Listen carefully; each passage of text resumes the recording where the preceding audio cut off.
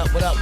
You are live and direct on Petty Sports, the podcast brought to you by KINGZ Broadcasting Studios. It's your boy, the host, Famous Fees. They call me Fax. You'll be here live with my man Adam. Holla, Adam. You already know what time it is, ladies and gentlemen. Petty Sports, Wednesday night, 8 p.m. Eastern time. You could have been anywhere else in the world, but you decided to tune in to the one-stop sports shop in Atlanta. It's a loaded show tonight, as always. Don't forget to call in 678-871-9602. Every social media platform you're coming from, please engage somehow.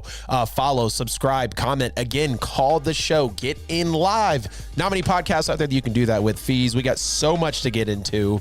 Bless us tonight with the lineup, man. What do we got? Yo, the lineup is loaded as usual. You know, we got to talk about the NCAA title game. Kansas finally brought one back home for the man. It's been a long time coming for them. The Lakers are officially out of the playoffs. I know y'all didn't think we wasn't going to talk about that. We got a cold versus battle for you this time. It's the UFC GOAT edition. Anderson Silva, John Bones Jones. It's going to get real. We covering the NFC South. Or my bad, we're doing the NFC East this week. We did the South last week. Had to run it all the way back. Got a little scandal to talk about. Little Colin Kaepernick in the lineup. Lineup is completely loaded. Man, as I tell you every single week, get your popcorn ready. Get you a good stick, good drink. Get you a pen and pad and take some notes because it's about to go down. So, man, we just going to jump right into this thing. The Kansas Jayhawks, they walked North Carolina down on Monday night. Absolutely. To claim their fourth national championship with the biggest comeback in NCAA title game history.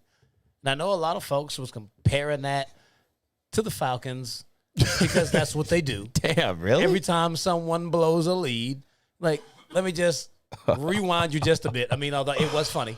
I thought it was funny, too. But basketball ain't the same kind of sport. Yeah. A 16-point lead in a basketball game is not that much. No, that's a couple threes and like 2 turnovers and you're back in the game. Yeah, like, have you been watching lately? Every single basketball game that comes on, somebody gets up by 20 and then they blow the lead. Yeah. That is normal in basketball. Doc Rivers.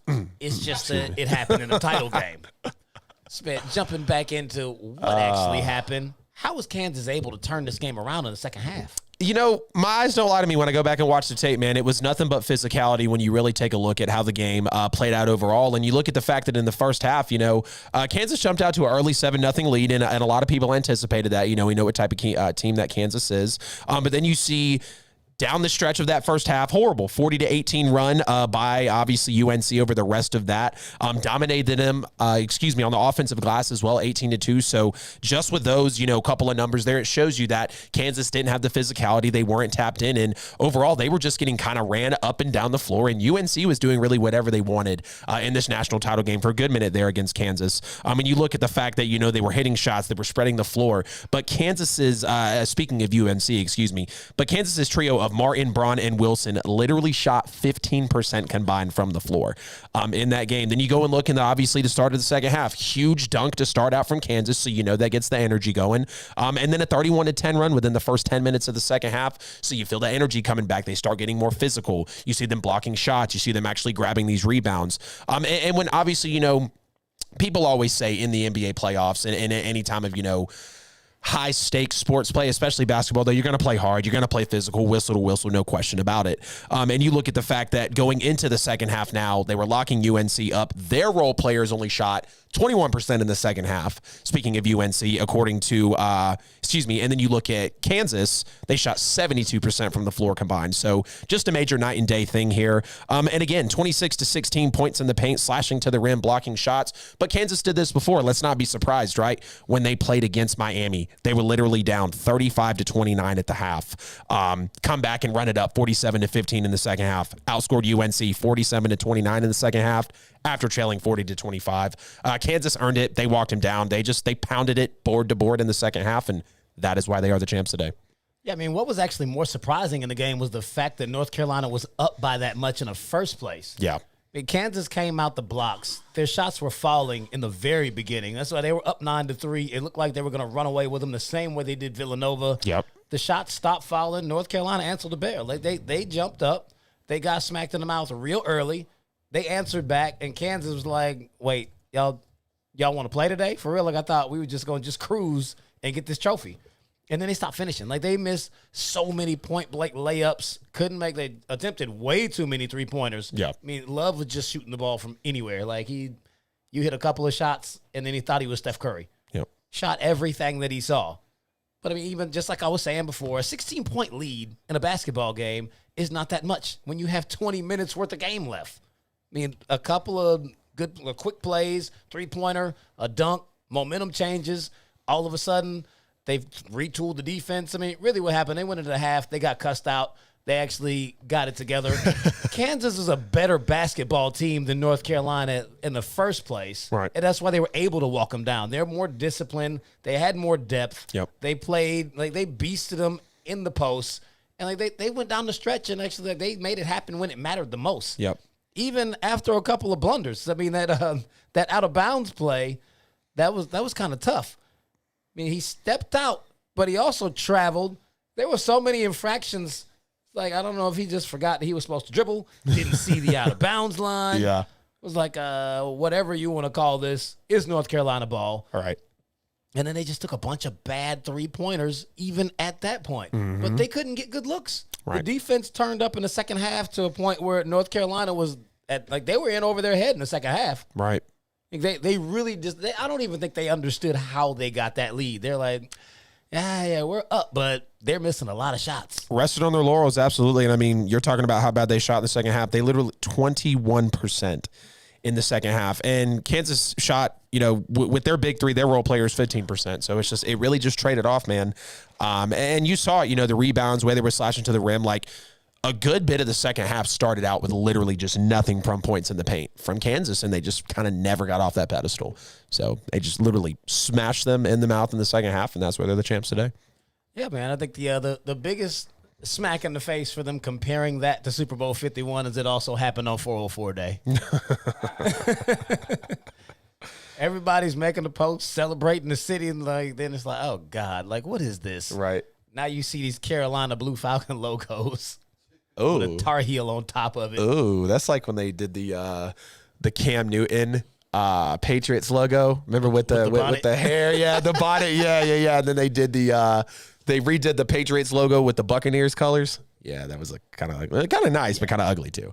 So. Oh, definitely, man. So with Hubert Davis taking his team over, first season, he takes them to the national championship.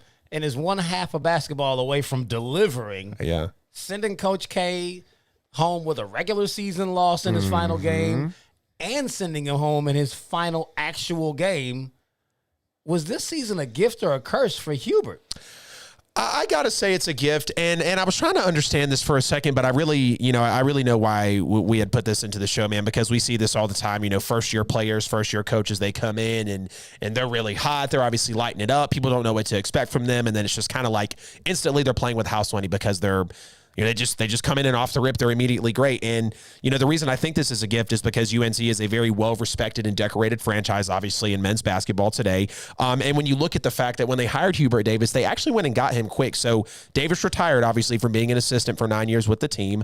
And then 4 days later, they literally called him up. And let's not forget that Dean Smith, Roy Williams, these guys were behind Hubert Davis, kind of shipping him, coaching him, mentoring him up, potentially for the position. But again, I understand why you asked this because, and it could have been just maybe right place, right time, right? Let's not maybe be prisoners of the moment with, two Coach KWs and only a half away from, winning it. But that is the difference, and that's why you're going to have to come back, obviously, the next season and see, what juniors, seniors, and maybe even sophomores do go to the NBA draft. But I do have to say it's a gift because this is a well-respected culture, and, he did great. It's not like, and yes, people might have been nervous, obviously, but this guy played in the NBA for, 14 years.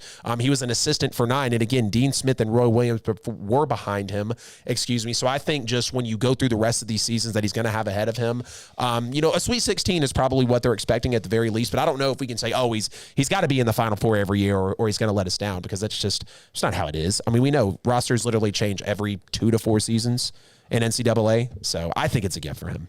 That's a very modest expectation. If you made it to the national championship game, the Sweet 16 is a failure. You went 29-10 in your first season as a head coach and made it to the national championship game. Yeah. The expectation from this point forward, next season, you're expected to win the ACC. nothing less than that. You're expected to go into the tournament with one of those 4-1 seeds. They figure you should be one of the best teams in the country, if not the best team, if you were able to walk in and accomplish that in year one. Right. I mean, if they go to the Final Four next year, won't be enough. If they win the ACC and get bounced early in the tournament, won't be enough. Yeah. Getting back to the title game and losing again won't be enough. Yeah. I mean, he's going to get a lengthy extension because if he was able to get them this far that fast. Yeah. But how long is that grace going to extend? Right. 2-3 more seasons. If they don't make another deep run and don't win a title, his seat's going to get real hot because the bar has been raised so high. Yeah. That's why I say it can be a curse. It might have actually been better for him if you knew in hindsight that they were going to lose the national championship game, would have been better to lose to Duke in the Final Four than to make it that far. Because now the bar has been raised all the way to the roof, where the only way you can jump over that is to actually hoist that trophy and cut the nets. Yeah, I know what you mean. And we know that that's obviously definitely how the UNC fan base is going to feel. But like you and I, we both know, sitting here watching decades upon decades of sports, we try to call dynasties. We try to call, these big threes, big fours, whatever it may be, the greatest show on turf, all this, 17-0 Patriots, whatever the case may be, right? We try to call that, but we see it time and time again that sports isn't linear. Things happen, injuries, people's, desires change. And I understand where you're coming from, when you come off or you come out of the gate so hot and the pedestal set so high, but I just know me personally, I can't come out here every season saying, okay, Hubert Davis, you got to go to at least the Final Four of the national championship, or anything else is kind of a bust out. I'll go and say the Elite Eight because of the first season, but I mean, hell, he could get stopped in the round of 32. You never know. That's why it's literally called March Madness. But hell, again, like this is why we have to ask these type of questions. Like when we saw a little bit of the Marshawn Lynch, I was just talking about Lynn sanity last night with the guys at work. Like, y'all remember the whole 60 seconds of Jeremy Lin? We don't want that with Hubert Davis, and that's why I feel like Elite Eight at the minimum. But I mean, I respect it. You got high standards for a guy who, again, knocking off Coach K twice and in the national championship, just a half away from winning it all first year. Teams rarely repeat, let alone the team that lost actually getting back to win the next year. Right. That rarely ever happens. I don't see it being any different. I think his seat is going to start warming up very quickly. Right. He can't even afford to have a hiccup anymore. So you think, like, before we move, so like bare minimum national title every year? No, not every year, but they're going to have to win the ACC and make deep runs. Yeah. So, like, okay, better question. Like Sweet 16, Elite Eight, kind of like where I'm at, bare minimum, or is it got to be Final Four? Elite Eight, Final Four. Sweet 16 is too early. Yeah. I mean, St. Peter's made it farther than that. There's a lot of schools that make the Sweet 16, and they actually make it fairly regularly. But when you start to get into this rare air where you're going to the title game, you're expected to put one up. They have 6 championships, and they could taste that 7th one. Right. I totally feel that taste ain't coming out their mouth. That fan base, the franchise, the AD, everybody involved with North Carolina is looking for a title much sooner than later. There's not going to be a lot of grace. Yeah. I mean, when you come in that hot, I definitely can't disagree with what you're saying. Mike, what's up? Ramonico, what is happening? Jamila's share, of course. Appreciate everybody being in on the chat tonight. Little 14 steady viewers with us. I'll be expecting more comments, though. It's kind of light so far, but we'll go ahead and roll on, Fees. I know we got a loaded show tonight. Just wanted to welcome the folks in. Yes, sir. We're going to move on to the Lake Show. The Lakers have missed the playoffs now for the second time in LeBron's 4 years in L.A. I'm over here thinking about the Facebook post with the flutes. I can't. Y'all got to head to the page for the reference. It's tough. It's tough for the Lakers. Laker legend Magic Johnson has already dropped a bombshell on LeBron, blaming him for not signing who has been an MVP candidate most of the season, DeMar DeRozan. I mean, is LeBron to blame for the disappointment in L.A.? Now, quick question. Are you just talking about this season? Like this season's disappointment? this season. It's just since he's been there. Yeah, okay. So I'll kind of attack it from a couple of angles, but I think he takes the most blame for this year, and I think this is because you look at the fact that we heard about Westbrook, we heard about Carmelo Anthony coming in. LeBron was like, oh, go ahead and doubt my team, and people are saying it's over. Like that whole video I was talking about, if y'all have a second, go to the Facebook and look at, I think it's the Lakers season review, and it kind of shows flashes of some of the tweets, and obviously everybody that they signed and brought in. And we've heard of LeBron, and it's kind of silly. I feel like people are building this narrative here within the past few days that LeBron James bullies teams into signing the players that he wants. And yes, does he obviously have a major influence? Of course he does, but LeBron James is without question a top 5, top 3 NBA player of all time, obviously depending on who you talk to. But in terms of this year, I do think he takes the most blame because you got Melo, you obviously got Dwight Howard. The entire Westbrook fiasco is maybe the biggest blemish on LeBron's career outside of the 2011 finals meltdown. If you can, I guess, hold LeBron to that. And then the fact that he wasn't healthy this year, of course, the health hasn't been great. He's played great, like a top player in the league, no doubt, when he is healthy. And he usually is. But we've seen, ever since he got to LA, you can sit up here and say LeBron's never been healthy in LA.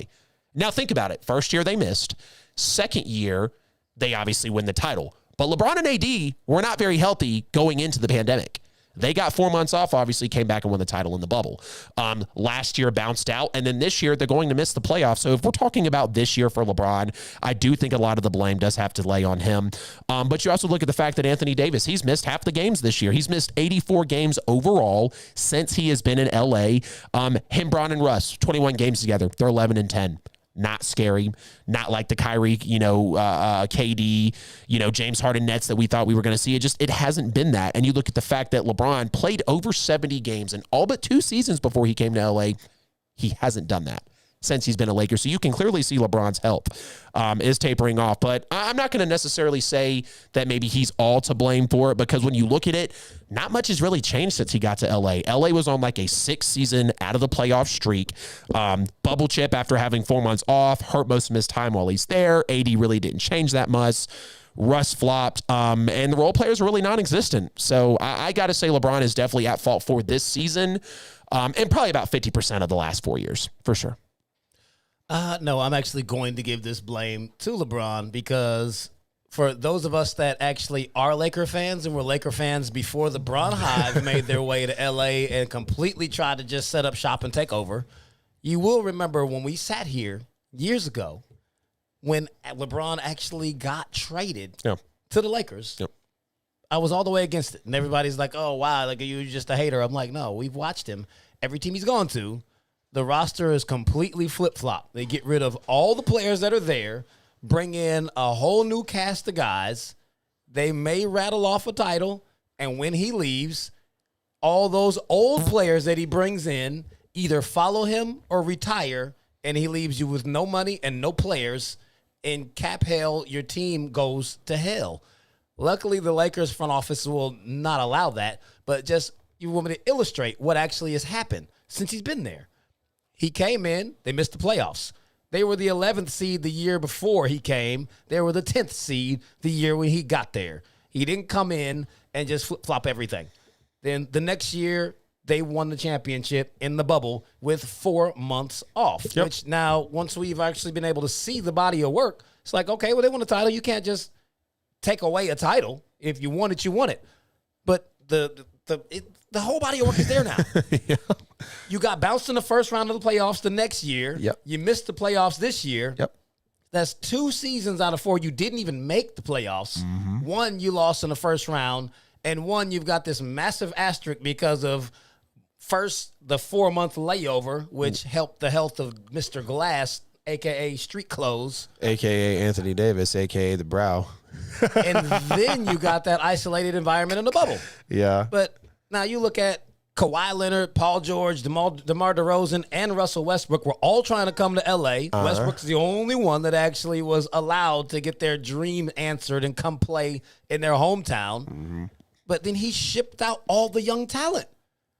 I mean, let me give you the roster of players that were there before he came. Because, yes, the Lakers were bad before he got there, but they had been drafting, rebuilding, and really, they were creating a young culture of a very good basketball team. Lonzo Ball, Brandon Ingram, Julius Erving, Kyle Kuzma, Zubac, Larry Nance, Jordan Clarkston, Josh Hart, Gary Payton Jr., Brook Lopez. If you sent that team out on the court, they would beat this Lakers team. Yeah, I agree. All of these guys are flourishing in their new destinations. That was supposed to be the team before he got there.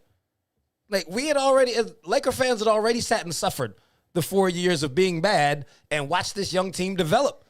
And the young team was starting to make their way in. It was like, oh, we want this one championship so bad that we'll be willing to go through another 4 years of this nonsense when he decides to take his talents to Golden State. He brought in Rondo. We hate him. Lance Stevenson, definitely don't like him. Dwight Howard, again, we didn't want him the first time we got him. Yeah. Tyson Chandler, J.R. Smith, Avery Bradley, Danny Green, Jared Dudley, Marc Gasol, Andre Drummond, Wesley Matthews, and Street Clothes. Outside of Street Clothes, every player I named you is a 10-plus year washed-up veteran of yesteryear that is a name that hasn't been a household name for a decade. Yeah. He brought in a straight geriatric crew and then would blame everything on Westbrook. It's ridiculous. Westbrook averaged 19.7 assists and 7 rebounds, and everybody's like, he's trash. It's his fault. That is not a trash stat line, especially when you can factor in the fact that he doesn't have the ball in his hands anymore, and he's just left there to take all the blame for everything. Yeah. So before we move along, is it time for them to blow it up and start over? Oh, this is a massive question surrounding LeBron, Street Clothes, the Lakers. Let's just get to it, though. If the Lakers want to compete sooner rather than later, yeah, absolutely. I mean, LeBron controls his team. LeBron controls the team in one way only. He's ball dominant. The ball's in his hands. He's the captain, right? He's the one, whether he's playing the 3, the 4, maybe the 5. Like, LeBron is the point usually. They play through him. We know, again, we've seen LeBron 20 seasons. We know what he brings to the hardwood. But you talk about, LeBron again. He doesn't necessarily have to go because LeBron, again, is still a top player when he's healthy, and he usually has been healthy. Just unfortunately, since he's got to L.A., we've seen the later part of his, career, back part of the 30s. He started to deteriorate. So he doesn't have to go, but everyone around him does. Like you said, it's literally 10-year veterans bringing in the geriatric crew. They haven't been really a name in the NBA for a while now, and none of these guys are producing. I mean, again, the Westbrook blemish. No Kendrick Nunn, no Anthony Davis. I mean, no Talen Horton-Tucker. You've literally got guys out here that LeBron bartered for to bring into LA, and those guys have to go now if you want to get back to the winning way soon in Los Angeles, like you just saw in your little bubble year. You're going to have to make some aggressive moves. You're already firing Frank Vogel, so don't feel bad about that. I think Quinn Snyder is the rumored coach to come in after that. So that does feel like kind of already a fresh start for Los Angeles. But if you look at the fact that if you keep LeBron, does the coach, do the coaches, do the front office have that discipline to kind of keep LeBron out of things like he's been in his whole career? And that's where I don't think it's attainable. So you might just have to blow everything up in general, like LeBron included, just send everybody out. It's definitely a tough situation for LA, but I feel like they kind of have a couple different routes to go here. Oh, no, man. I think the clear route is trade LeBron, trade AD. Definitely trade Davis. Cut the dead weight. Like, I'm talking about, like, they're holding on to people that just LeBron brought in. Get rid of Melo, Dwight, Ariza, Ellington. Get rid of all of them. Right. Give the keys to Russ. Build a new team. If you trade LeBron and AD. Russ, I'm good. You trade LeBron and AD, the amount of players, like very high contributors that you would get in return for that, Russ is not falling off. This is a situational thing. Yeah. Every year before he got there, he's been killing.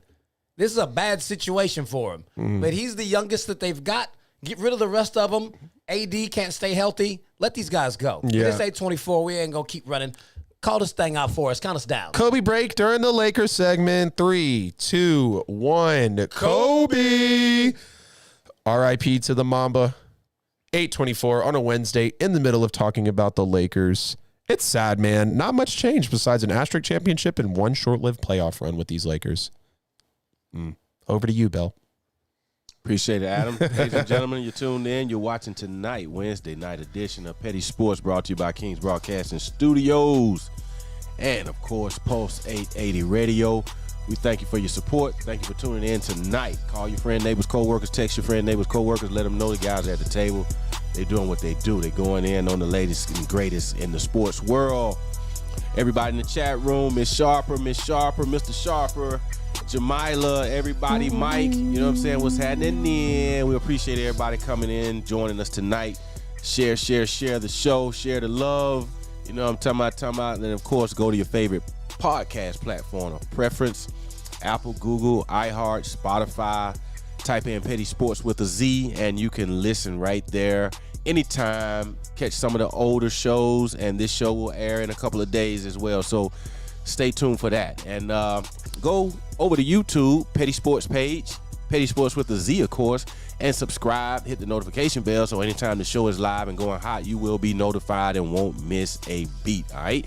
So, yeah, go over to Post 880 Radio. That's a 24/7 internet radio station. They're live right now. So, you know, you don't want to go right now, but, you know, because the show is live. So, you know what I'm saying? Anytime you get the opportunity to listen to some music in your downtime, check them out. Post 880 Radio. It's a hot station. They play urban, hip-hop, R&B, soft rock, gospel, you know, you name it. You know, they're kind of all over with that. So check them out. We appreciate the love. And call in tonight at 678-871-9602, 678-871-9602. That's how you can be a part of the show and join the conversation tonight. We'd love to hear from you, all right? ATL Hope, back to the regular scheduled program. Yes, sir. Yes, sir. Before we jump back into the next one, we got to give a quick shout out to my cuz Mike Maynard. He won the Petty Pool. He went with Kansas all the way through and through. Hey. Came out in first place. Gave us all work. He was just quietly in the background. He started talking like after the Elite Eight, like, see, I told you. Like, hey, man, watch out with that. How about that guy that picked Kansas? Oh, yeah, that's me.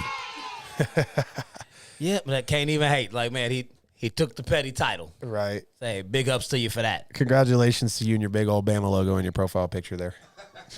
You know the whole fam is from Alabama. Right. Right. I'm the only one that's actually not a Roll Tider. There we go. At least you're not a Dookie. I'm mad y'all didn't know that was a thing. Duke's fans call themselves Dookies. I will be damned if I walk around getting called a Dookie. We all know what a Dookie is here, okay? So just putting that out there. I don't know. Michael Fry, what's happening, brother? Craziness. Man, we're going to switch gears into the NFL because, you know, we can't stay away from the gridiron. There's been a massive draft day trade between the New Orleans Saints and the Philadelphia Eagles. The Saints will now get the 16th and the 19th pick in the first round and a 6th-rounder this year. In return, the Eagles got an 18th pick of the first round, which they already have the 15th. Now they got the 15th and the 18th. They got a 3rd-rounder, a 7th-rounder for this year, next year's first-round pick for the Saints, and the 2024 second-round pick. So, I mean, the Eagles made off with a haul. But what are the Saints actually planning on doing with all of these picks? You know, it's funny that you say that the Eagles made off with a haul because you look at what was actually traded. So 16th and the 19th overall for the Saints. You said the Eagles had the 15th and the 18th. So that's all relative first-round picks, right? I think we could kind of offset there. And then you look at the fact that the Saints actually got 2 first-rounders in their pocket and only sent out a first round for next year. And when you look at it, they sent out a 3rd and a 7th potentially for a 6th-rounder this year or for the first-rounder, really, however you want to look at it. So I wouldn't say necessarily that the Eagles got a haul. I know it's a lot of players that went throughout and everything, but when you look at really what both teams need and how New Orleans needs that wide receiver, you know, they need that potential offensive lineman, obviously in that aspect. When they're sitting in those positions in the draft, 16th, 19th, I think it's pretty strong for them. And you know, like I said, they kind of need everything. And it's funny that I say, but mostly quarterback, running back, wide receiver, offensive line, and secondary. You look at New Orleans over the past couple years, and I don't have to go through the names, but they've literally cleaned house. They were $100 million in debt. I mean, I saw the video before we came live on the show. The Saints gracefully have $21 million in cap space. And I was like, holy crap, I literally haven't seen that in a couple of years. So now that we can potentially make these free agency moves, but sticking to the draft here, of course, the trenches are above average, but they're not great anymore, unfortunately. If you're talking about a wide receiver, I think that New Orleans could really target in this draft. Maybe Chris Olave, London Drake, Jameson Williams. I don't know. Well, one of those guys will fall to 16. I'm confident in that. I don't know what order. If I had to guess, maybe Jameson Williams and then Chris Olave go off the top. Let's not forget about, I think, Garrett Young from Ohio State, I'm not mistaken. First name Garrett, though, for sure. Definitely a wide receiver in the draft. But we know New Orleans needs a wide receiver. I mean, we've seen the years where Michael Thomas obviously had all the catches and Emmanuel Sanders and Jared Cook come in. But can we actually get these people involved in this Saints offense to where they're not having to throw to Michael Thomas, 15, 16 times a game, especially with a quarterback like Jameis Winston. And then you look at the fact that either Tyler Linderbaum or even, I believe it's Ikem Ekwonu, could be a day one starter for New Orleans, no question about it, considering the offensive line has dwindled in the past couple of years, and they just lost Teron Armstead to the Dolphins. So I would really like to see the Saints go for wide receiver and offensive line in this aspect, maybe even secondary as well, but 16 and 19 is pretty solid. Again, getting a couple of firsts in, not really dealing out a whole lot on the back of that. I would have liked to maybe see a little bit less, but I'm not mad about it. So just got to cross your fingers that New Orleans has a way better draft than they did last year. It was one of the worst in the league. We weren't live for my reaction. Y'all are probably lucky that we weren't. It was bad. It was bad. Very bad. That's interesting. You think giving up 2 firsts and a second is not much. That's a haul. 2 first-round picks and a second round in addition to a third and a seventh. That's a lot. I mean, I don't know how much you have to give up for it to be a lot in your eyes. I know you're Saints fans, but come on now. They gave up a haul, and any team that gives up that many picks, you be rest assured they're going for a quarterback. Here's how I look at it. They gave up the 18th and a first round next year for a 16th and a 19th. So that offsets there. They gave up a 6th rounder. He's a fan, so I don't get talked today. 3rd and the 7th round this year for a 6th rounder this year. No, I'm just saying they didn't give up a haul. They didn't give up a haul, man. They actually gave up pretty nice. Reiterated what the trade was. He's like, no, my back. I'm just saying, bro. They didn't give up a haul here. They actually came out pretty nicely. I just explained why. We don't have to keep running back to what it was. Now, I know when a team gives up that many draft picks, they're definitely getting a quarterback. They signed Jameis Winston to a 2-year, $28 million deal with 21 guaranteed. That is basically a bridge/mentor deal. They're going to bring in a rookie, let him sit behind Jameis. If he's groomed up fast enough this season, he'll actually get in there. If not, he's going to sit behind Jameis for 1 year. Then Jameis will transition into a backup/mentor for the next season for their quarterback of the future. They're definitely going quarterback for whoever's available. No, they said they've had their eyes on Kenny Pickett if he is to drop that far. It just depends on what teams really feel about him, because there are quite a few teams picking ahead that actually need quarterbacks. But we'll see where he drops. I mean, the Saints have moved up. They seem to be impressed with his size and accuracy. He's 6'3", got a pretty strong arm. They're feeling like he's the quarterback of the future. They do need depth at the wide receiver position. I mean, from all of what I'm hearing, a man out of USC is not going to make it back that far. Jameson Williams will be available, but his health is going to be really his health is the reason why he'll still be available there. If he was healthy, he'd probably be a top 10 wide receiver. He'd be off the board far earlier. I have seen some videos of him working out on the field, so he looks like his surgery went over well. So he is still going to go fairly high in the draft. But, I mean, they need depth at wide receiver. They're going to use that first-round pick. The first one is going on a quarterback.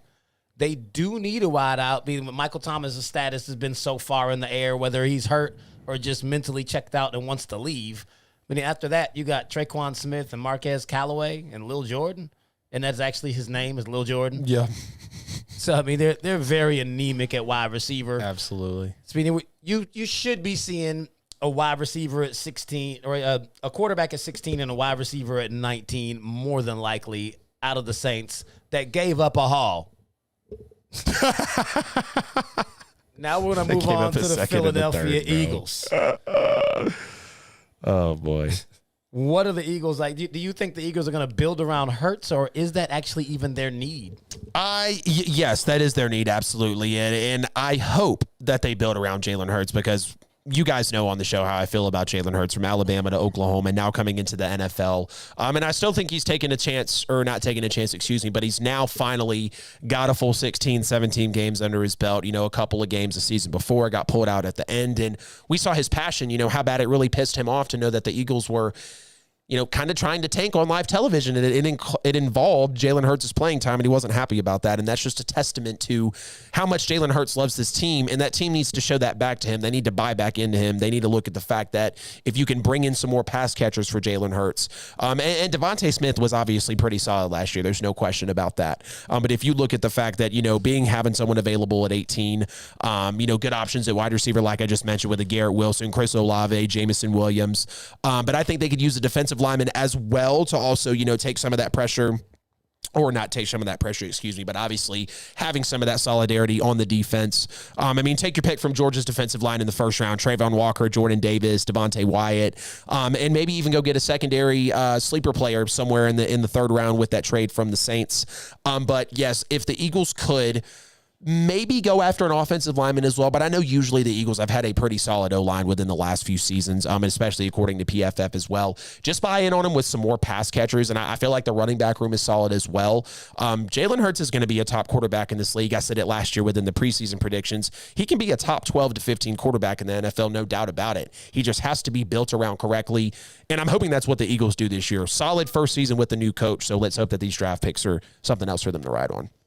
Yeah, I mean, with Philly receiving all of these picks now, I mean, they got the 15th and the 18th. They got the third rounder and a seventh rounder added to their draft picks. They have a lot of picks, but they also have a lot of holes on their defense. Yep. I don't think they're going to look to beef up the weapons for Hurts in the first round. Those two first-round picks, I mean, they're going to look to add on the defense. Definitely edge rushers, linebackers, corners. They have issues all over the defense. They can get very viable players in the first round in those spots. They might not even pick a wide receiver in the second round just because the wide receiver class is so deep. They don't have to spend on one that early for they get someone that can produce. I mean, Devontae Smith has already showed that he's a playmaker, and his rookie campaign was nice. Jalen Reagor is very effective when he's healthy. Don't know how many games he's going to give you, but when he is out there, he's another very viable weapon. Then you got me with Miles Sanders and Boston Scott, Dallas Goedert coming back. They won't make huge offensive moves early in the draft. They're going to try to take guys later on that can come right in and contribute. They won't have to pay them big money. They're going to spend their money and their high draft picks on defense because the way the league is panning out, you're going to need to be able to stop somebody. All the teams in the AFC have loaded up, and the two big boys that you're looking at in the NFC will run the score up on you between the Rams and the Bucks. So they've got to address the defense and then add some key pieces on offense, along with just the progression of Jalen Hurts. I mean, he threw over 3,100 yards last year. That wasn't super impressive. 16 passing touchdowns, 10 rushing touchdowns. He piggybacks off of that, gets more comfortable with that new offense. I think the Eagles will actually be fine, but they're not picking wide receivers with those two first-round picks. Don't see it. So now we're going to stick with the NFL, and we're going to go to the man of the hour, who's been the man of the hour for like 6 years. I'm getting so sick of talking about this guy. Colin Kaepernick made some throws at halftime of the Michigan spring game because, you know, Jim Harbaugh loves the guy. But he was his coach when he was actually an NFL quarterback. They went to a Super Bowl together, was one possession away from winning it because he refused to throw the ball to Randy Moss. Still can't believe that. I actually forgot that it was that much of a love with Crabtree. Yeah. All four passes to Crabtree lost the games. Like, greatest deep ball receiver, jump ball guy that we've ever seen. Don't try it once, but yeah, that's not what we're here to talk about. Given this wild NFL offseason, who should take a flyer on Colin after 6 years away from NFL action? This is an absolutely loaded question. And when you go through all 32 teams in the NFL, oddly enough, most people out there either have a most teams in the league have a quarterback that they're okay with, whether it's a franchise guy, a bridge guy, or maybe even someone that might just be serviceable for a while until they can maybe chase the draft or go for a trade like they want. And you mentioned it, a wild NFL offseason. When I look at a couple of teams that are absolutely rebuilding, I look at Seattle and I look at Atlanta. But I'm really going to lean on the side of the Atlanta Falcons here. And they've already admitted to you they're absolutely rebuilding, so there's nothing to lose in this situation whatsoever. Sign Kaepernick to $1 million prove-it deal, just like when Cam Newton came over to the Panthers. Like we see it in the NFL. We know what the prove-it deal is. Hell, pay him $700,000 or $800,000, whatever you might want to do. I mean, Cap wants to be in the league, and we know that. We see the workouts all the time. We hear the reports all the time about being ready to play. It's no mystery that Colin Kaepernick wants a shot again in the NFL. And here's the thing: you don't have to start him. You don't have to start him. You can keep Mariota at QB1. You bring Kaepernick in, and it's not even like it's a desperate reach or you're just trying to sell seats, but you will more than likely see an increase in your sales because you have such an icon or a figure, however you want to look at Kaepernick, in the NFL landscape. You bring that type of just, I don't know if I'd even say question mark, but like kind of different vibe and energy into the franchise. That could be something. Again, you're going through a rebuild. You never know what you could get. It's not going to cost you a lot. If for some reason Kaepernick falls through, then guess what? You spent a total of maybe 55 seconds to look in on him, sign him, and then maybe bring him to a couple of practices and walkthroughs. I mean, Kaepernick would be, again, I think he would be a decent attempt for Atlanta, even with, all of the time that he has missed. And you look at the fact that you could even potentially design runs for Kaepernick, try and work him into the system, of course, but we know he's been working out again, staying hungry for the league. And when we saw him when he was in the NFL, big arm, big build, could kind of move, kind of hit or miss with his accuracy, of course. We talked about that before we went live tonight on the set. And again, I think it's worth a shot. There is no money involved, literally. There is minimal commitment. You already locked up your cheapest guy, essentially, in Cordero Patterson, so go for it. Take a shot, Atlanta. Why not? Go get Kaepernick. Yeah, that would be a very interesting move if Atlanta was to actually go in that direction. But the team that is supposed to sign Colin Kaepernick is the Seattle Seahawks. Why, you ask? It's because of Pete Carroll. Pete Carroll, as I know all of you have heard, has recently called out the NFL owners saying, you can do anything, but until owners get to know these candidates before the actual interviews and understand that they have to hire people who are different than them, it's not going to really change. No, he was speaking about the unfair hiring practices, but Pete was just asked a couple of weeks ago if Colin deserves another shot, and he responded, I think he does.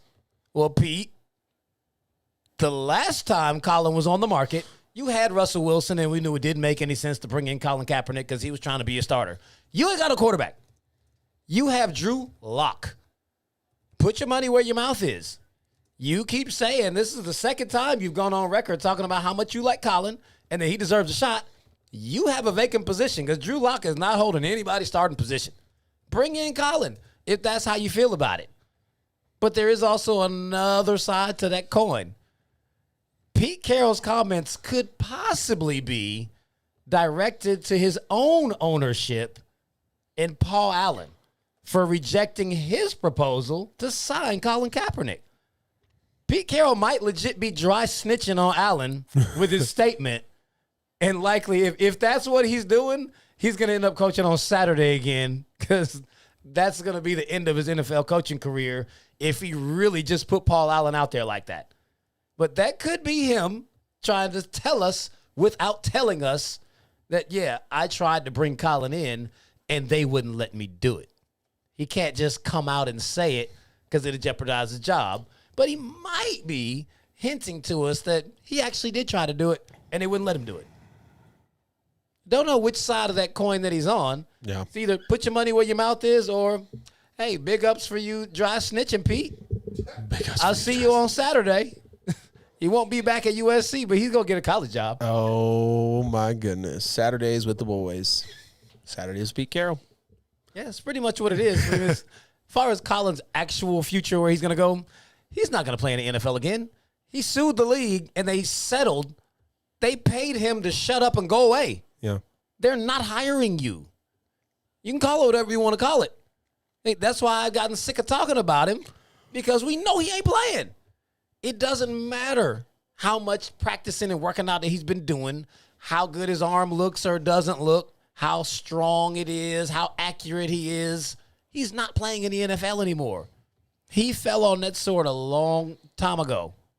I mean, it's really a moot point. Colin Kaepernick ain't playing for nobody.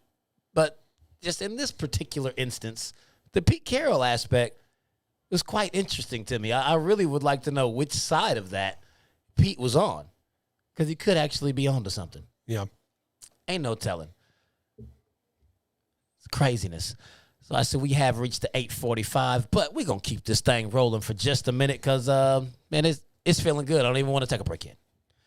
We're going to move right on into the LSU Tigers.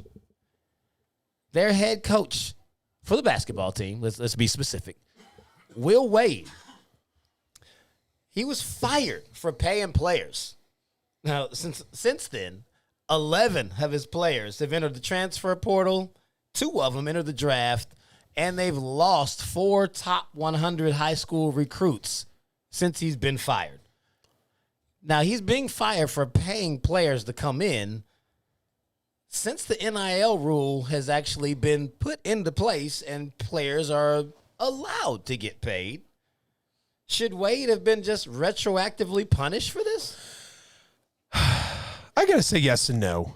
And, you know, this was a thing where, of course, you can look at it both ways. And if someone wants to think that it's going to arise and be a problem because you might not crack down on him for the fact of yes, or if you just let it ride, or for the fact of no, or if you might just let it ride. You know, you don't know which way it could go if this type of situation down the road, oh, well, he's been doing it since the 90s, but he stopped right before NIL, but this, and that. There could be so many speculations, right? So they obviously had to act in some sort of reason. And the reason I say yes is because he was doing it since 2017, like you said. And NIL did just become legal 10 months ago in about June of 2021. So clearly what he was doing was illegal. It was against the rules of the NCAA. No question about that. You know, that's something that was speculated for years. We talked about people obviously in college football. How are they affording these outfits, these cars, potentially being in these houses? You know, we saw the type of lavish things that some of these athletes were having long before NIL was a thing, right? So now here's the other question. Since he was fired, are there going to be any other efforts to go look in some suspicions of where people might be paying players, like definitely out of Georgia, out of Alabama, out of Auburn? Like, we had those types of rumors constantly, especially with the big powerhouse schools, you know, LSU football, Clemson football, Ohio State, things like that, Oklahoma. We've heard of the rumors with those big with those big programs. But the reason you could lean no as well is because obviously now that it's legal, and it took them years to, I guess, figure him out if you want to look at it that way. And they eventually made it legal. They literally made it legal to where your players can not only get paid, but they can be contractually bound to a company to receive a lot of money, to literally be put in like the top 1% of the world already, because I mean, these guys are making millions of hundreds of thousands of dollars for literally just obviously promoting themselves without these or throughout these companies. So in my opinion, you know, they usually pay about 32, 35 games in the NCAA season. Give him an 8-game suspension, kind of bring it there, but not all the way for him. And I know some people might say, well, why do a suspension, Adam? Why not just leave him alone? And that could be another aspect as well. It definitely is interesting for sure. But again, are there going to be other investigations into, you know, some other paying players, kind of rumors that we've heard about? That would be fair in that aspect, I think. Yeah, I mean, initially I was like, man, with the NIL being passed and they're saying players are getting money, we know players have been getting paid since the beginning of college basketball. I was like, this is just stupid. And then I actually did a little bit of research and was like, time out. This guy, he should have been fired 5 years ago. What the hell is going on with the NCAA? The NCAA has text messages from 2017 between Wade and the fiance of a former athlete saying, I need 5 more to put a down payment on a car, put it in the same account. Wow. His response is, I'm sorry, you are having money issues. You said we were done after the last transfer I sent, so in my mind, we are done. Oh, wow. These are recorded texts pulled from Will Wade? These are texts from him and a former player's fiance back in 2017. Wow. Wade also instructed his assistant coach, Armstrong, to provide a recruit. This is a different guy. A recruit's family member and associates $300,000 cash and $50,000 installments, a job with the team, an apartment, and a car for a cousin, a scholarship for a friend, and visas for other basketball players to come to the United States. He got suspended for the 2019 tournament over a wiretap convo of him discussing a strong-ass offer for a recruit. They've been tracking him doing this the entire time he's been there. Like, why is he still coaching? Like, why did it take this long? What kind of privilege is that? I mean, I know the answer to the question, but still, that's ridiculous. He got 5 years, and you've been knowing he's done this? I've seen other programs get fried, a.k.a. USC got murdered over Reggie Bush getting $150,000 in a house for his parents. This is 1,000,000 times worse. I don't see LSU getting sanctions, getting banned from postseason play, getting wins taken away. I kind of relate there. Like, what the hell is that? Yeah. How do you... All you did was fire him? Like, he violated so many rules on so many levels. He was giving them the kitchen sink. And then all you got was fired. I don't understand how this is not making more headlines. Yeah. Like, I barely heard anything about it. It's been washed all under the table. His name needs to be dragged so far through the mud. He should not be allowed to coach anywhere at any level. Will Wade does not need to get another job coaching. Ooh. It's outlandish how far his sanctions went. I just gave you a couple. There's so many more. We don't even have time on the show to give him enough shine to let you know how badly his name should be tarnished. Yeah. But it's ridiculous. I mean, we're going to move on from Will Wade, show you a couple of guys that need to be put in the ring with Will just for the level of infractions that he's gotten away with. Jesus Christ.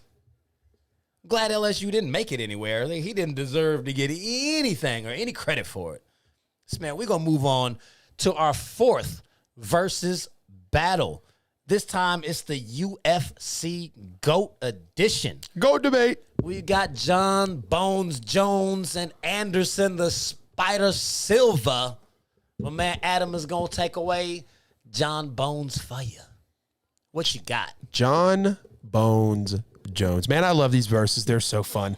A lot of my John Jones highlights here are, you know, I watched a good bit of John Jones throughout the years, of course, but I guess I didn't realize how often this guy, and you can start rolling the clips whenever, no worries.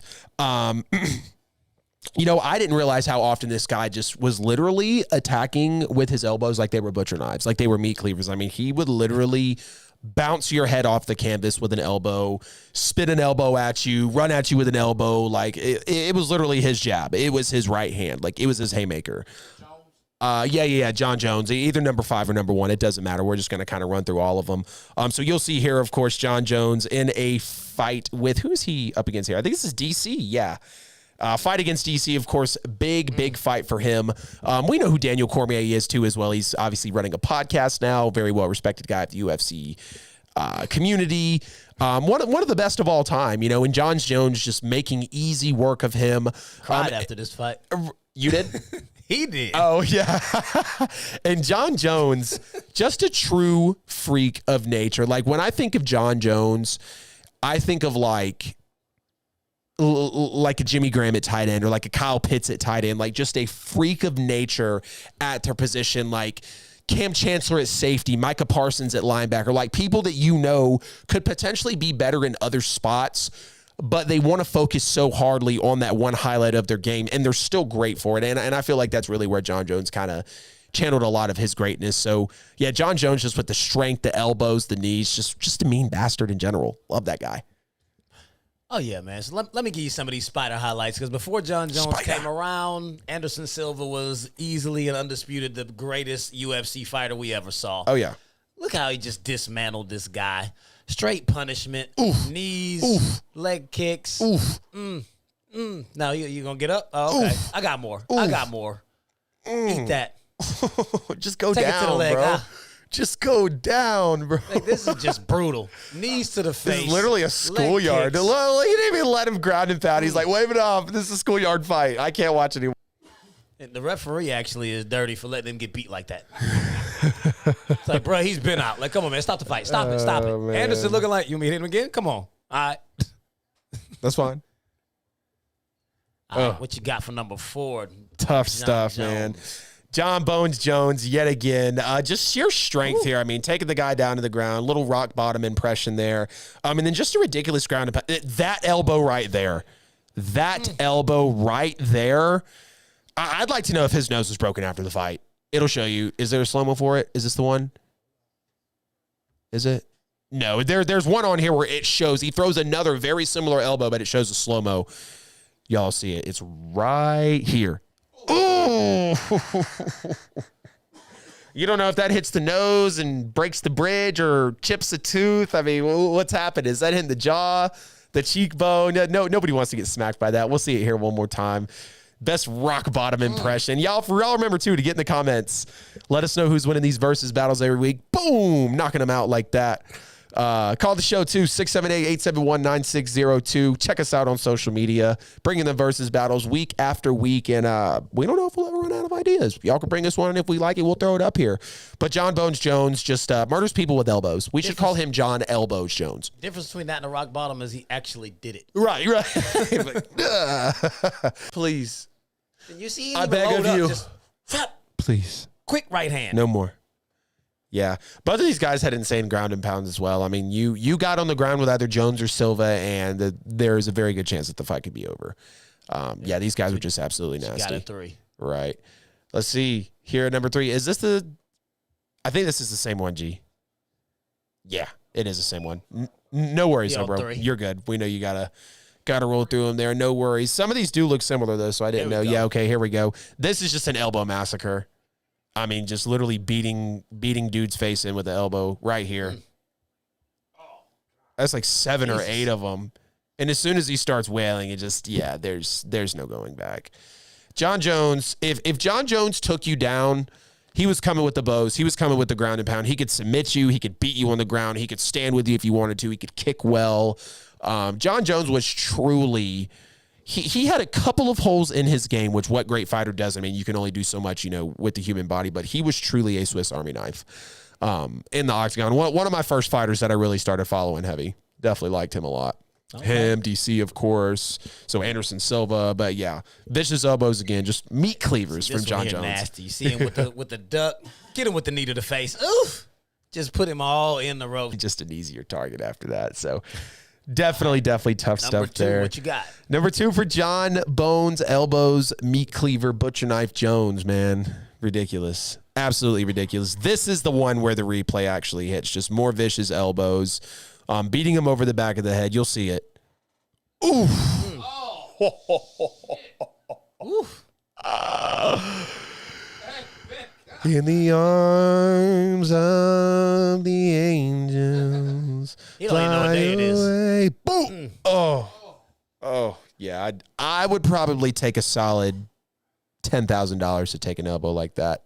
I would. That's it. What, 100,000? Maybe more. 50K? 20? Oh, God. Yeah, I'd rather be punched square in the bridge of my nose than catch an elbow on the side of my head. Seriously. Man, he could have put you to sleep or in a coma. Right. Getting hit like that right there. Gee, yeah, that. But check this Anderson over. He's just eating them. Yeah, straight up getting demolished. All right. What's your number 1 highlight? Number 1 highlight for John Bones Jones. Absolutely tripping someone, slamming them down by the shoulder. And just, again, a vicious ground and pound elbows. I think here with these highlights, it just shows the resiliency and the pure strength of John Jones. Now, let's not also forget, he actually got disqualified in this match because of how he was hammering down with the elbows. But I thought the way he was, specifically that slam, and then the way he was essentially grounding and pounding with elbows was nuts. But again, just speaking of John Jones, his resiliency, his strength, the fact that he could finish you in multiple ways, submission, knockout, ground and pound, whatever the case may be. Truly a legend, and I honestly wish John Jones still fought. Didn't Anderson Silva box for half a minute there? Yeah. Yeah, okay. I thought so. And he had praise from John Jones, I'm pretty sure, DC and stuff. So now check this number out. What just happens? If the legs buckle off the rip, man, it's probably not about to be a good day for you. Oh yes. We need y'all in the comments to weigh in.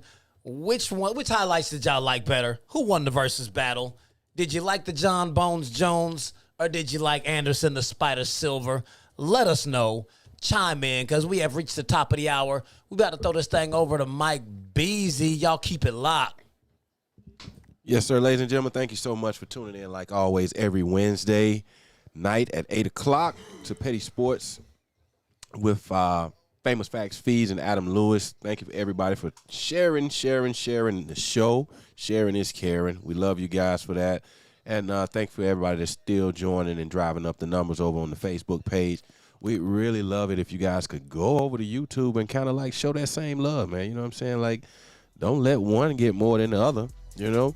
Go to your favorite podcast platform of preference. That way you can check out Petty Sports as well over there. Petty Sports with the Z. You can go to Apple, iHeart, Google, Spotify, and listen to the guys on your way home, in your man cave, she shed, and all that good stuff right there. You know what I'm saying? And all of this is brought to you by KINGZ Broadcasting Studios. Contact KINGZ Broadcasting Studios for all your podcast needs, all right? And, of course, Pulse 880 Radio. Google Pulse 880 Radio. You see that QR code that keeps popping up on the bottom right-hand corner of your screen? Just go ahead and scan that, and it will take you to kingsbroadcasting.com.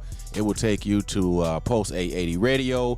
All the links are there for you to contact the show, or if you have suggestions or interest in even starting your own podcast, all right? So thank you so much. Thank you so much. Call in 678-871-9602, 678-871-9602. That's how you can be a part of the show tonight and join the conversation. We love to hear from you guys. We see the chat room jumping and all that good stuff right there, man. Thank you for everybody that's there doing what you do. Congratulations, Mike, for winning the big March Madness tournament with Kansas, and better luck next year for everybody else, all right? So, yeah. Thank you. Call your friend, neighbor, coworker. Text your friend, neighbor, coworker. Let them know the guys at the table and it's on and popping, all right? ATL Hope, back to the regular scheduled program. You already know what time it is, ladies and gentlemen. Welcome to the top of the second hour on Petty Sports. You know we go live every Wednesday at 8 p.m. Eastern time. It is 9:06, not too far past the top of the hour. But again, don't forget to call the show, 678-871-9602. What live podcast on YouTube and social media can you actually call and be a part of? Yes, of course you can do it on the radio, but we're not on the radio. We're right in your pocket. We're right on your TV screen, smartphone, your Walkman, whatever you want to call it. Be sure to check out Pulse 880 Radio, KINGZ Broadcasting Studios as well. We got a new location coming later on in the year, so you can definitely rent out the studio if you're looking to get a presence on social media. And we got a loaded second hour, just a few segments here, but they are pretty deep, and we will go ahead and jump in to the NBA playoff tournament, the play-in tournament, excuse me. My feelings on this have kind of changed, and we're definitely going to talk about that as we get through this segment. So it does start on April 12th, runs through April 15th. Excuse me. And just for the people that might not know how the infamous play-in tournament works out there, we got you a little graphic on the screen. So the 7th, 8th, 9th, and 10th seed will play in the East, and the West will square off in a last chance battle to make the playoffs. The 7 plays the 8, and the 9 plays the 10. The winner of the 7 and the 8 gets the 7 seed in the playoffs, and then the loser of the 7 and the 8, oddly enough, gets another chance to play the winner, who I think out of the 9 and the 10 should maybe get the 8. But either way, the loser of the 7 and the 8 will play the winner of the 9 and the 10 for the 8th and final spot in the playoffs. As of today, March 6, 2022, 9:07 p.m. on the show, the Eastern Conference is 7 Cavs, 8 Nets, 9 Hawks, 10 Hornets. We'll start in the East. Fees. What two teams are coming out of the Eastern Conference play-in games, and why? The Eastern Conference, I've got Brooklyn beating Cleveland to take the 7th seed, so they will walk into the playoffs and likely face Boston, which that'll be a great first-round matchup, especially so long as Kyrie is able to actually play. But I've got Atlanta beating Charlotte and then beating Cleveland to take the 8th seed. I think they will slide into these playoffs. So I've got Brooklyn. Brooklyn will face off against Boston. I'm going to take Brooklyn in that matchup. Atlanta against Miami. I think that is the end of the road for the Hawks. I mean, it's been a long road. It's actually kind of foul that they're doing this. I mean, the Eastern Conference isn't as bad as the West. Right. Seeing as how Brooklyn and Atlanta have the same record right now. Right. So it's like, all right, like that's fair. that they're in this play-in tournament since they're continually forcing this nonsense on us to watch it. Right. But I'm going to take the Hawks over the Hornets and then the Hawks over the Cavaliers because I don't think the Hornets or the Cavs have what it takes at this level, especially in a one-and-done game. Right. I think Trey can actually beat either one of those teams. Absolutely. With one of his masterpieces. He just showed you can beat the Nets, too. It's a lot more difficult to do that in a series. Yeah. One game, this is like the NCAA tournament. You're like, man, I'm taking the best player. Just get it. Absolutely. I'm honestly right there alongside with you, Fee. So I am going to take the Nets at 7. The 7-seeded Nets will play the 8th-seeded Nets will play the 7th-seeded Cavaliers. I think they win there, so the Nets will jump into the 7th spot. And, Nets are up 2-1 in the season series here against the Cavs. And it has been slim margins of victory throughout everything, but when you just take a look at the rosters, KD, Kyrie, Drummond, Seth Curry, I take them obviously over Darius Garland, Karis LeVert, Evan Mobley, Kevin Love. You got experience, you got talent, you got situational awareness, and especially coaching here more than anything. And we see what the Nets have been, especially since Kyrie has been cleared to obviously come back. Especially since Kyrie has been cleared to obviously come back here. And, just look at the tear that he's been on within the last, 7 or 8 games, averaging like 25 to 30 points a game. Just absolutely going off. And we knew that, obviously, when Kyrie came over to Brooklyn, he was going to be this type of player. We knew that when him and Kevin Durant got together, and people hoped with James Harden as well, that it would have been what it is. But I do have confidence in the Nets. They should get the 7 seed, no problem here. Now, over to the Atlanta Hawks. We'll have them at 8 as well. They do beat the Hornets, I think, fairly easily. Could be a nail-biter with the Cavaliers. I don't agree that they might have to play, or that they do have to play again, rather, but it is what it is when you fall here in the play-in tournament. So they are also 2-1. I believe they will go 2-1 over their next 3 against the Wizards, the Heat, and the Rockets, more than likely losing to Miami. But the Hawks have been kind of not on a tear lately, but they've been beating good teams. So if they went 3-0, it wouldn't hurt them, and I wouldn't be surprised, to be honest with you, either. And again, they have been hot over their last 20 games or so, winning about 15 of those. You got your role players like Bogdanovich, Herter, and Gallinari just really performing well within that stretch. And I got to say, if John Collins was really in this playoffs healthy at this moment, I don't think it would be a debate over Charlotte. I don't think it would be a debate over Cleveland. And the Hawks have split with Charlotte as well, winning by double digits, losing by about 5 on average. So definitely going to have the Nets at the 7 seed, the Hawks at the 8 seed, rounding out the Eastern Conference play-in. All right, Fees, now in the Western Conference, we've got Minnesota Timberwolves at 7, the LA Clippers at 8, the New Orleans Pelicans at 9, and the San Antonio Spurs that are kind of turning up at the 10th seed. Who do you have coming out of the Western Conference play-in games, and why? The Western Conference play-in games, I'm definitely taking Minnesota to beat this wavering The Clippers are actually been very surprising for them to be playing this well despite so many people out. Right. I mean, it's actually, I don't even know what to say about them. I don't think they're good enough to beat Ant-Man and crew, though, not in one game. Ant-Man and crew. Oh, yeah. I mean, I'm taking Anthony Edwards. Just like I told you, I will take Trae Young over anybody he's playing against between the Hornets and the Cavaliers. I'm taking Ant-Man in this game against this decrepit Clippers squad that has somehow pulled their lives together to really be in this playoff race. So I'm going to give Minnesota Timberwolves the 7th seed, and I'm also giving the Clippers the 8th seed. The Clippers will beat the Pelicans to get the 8th seed because you see, I just completely skipped the Spurs. The Pelicans will beat the Spurs, and the Pelicans will lose to the Clippers. But the reason why I skipped the Spurs is because the Pelicans and the Spurs, neither one of them they don't deserve to be there. They're in the play-in game with a chance to make the playoffs when both the Timberwolves and the Clippers are 5 games ahead of them. They don't deserve a shot. Like, just because you made this tournament and you got to take 7 through 10, that you give these two teams that they got no business sniffing these playoffs. I don't care how hot you get at the end when you're that many games behind. It's like the Clippers and the Timberwolves made the playoffs. If you're in the 7th or the 8th spot, you're in. You still got to play in? Like, it's ridiculous when the records are like that. In the East, you can at least explain it. It's really tight. It's not tight in the West. They should only have a play-in tournament in the East. Yeah. They shouldn't even do it on this side. Yeah, and we're definitely going to get into, how we feel about the play-in tournament, what it's turned into and everything. It's definitely nuts for sure, especially like you're saying there when you have the 9 and the 10. The fact that the 10th seed could lose and beat the winner of the 7 and the 8 and jump 2 seeds because they have one good game. That's what I don't agree with, but we'll get into that here in a second. What 2 teams do I have coming out of the Western Conference play-in games? These are really close. I think it's easy to go Spurs over Pelicans. I don't doubt Greg Popovich. I don't doubt, DeJounte Murray over there. I don't doubt all the guys that they're trying to obviously bring together, continue to build that chemistry. And when you talk about, being in a Western Conference, a part of the NBA that has seen some great days, has seen some bad days, but if there's one thing that Western Conference has always seen, it's Greg Popovich with the San Antonio Spurs. Excuse me.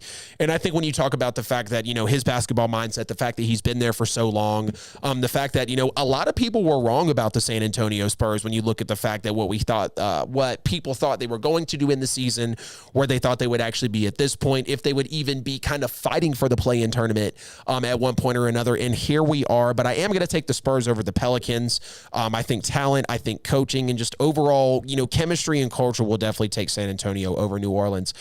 Now, when you talk about the Clippers and the Timberwolves, this is one that I really feel like you could go either way, because when you look at the Timberwolves, you've obviously got D'Angelo Russell, you've got Karl Anthony Towns, you've got Anthony Edwards. Who was the 4th player that I was literally just taking a look at? Patrick Beverley, of course. I mean, maybe even a Jared Vanderbilt, that could, plug in.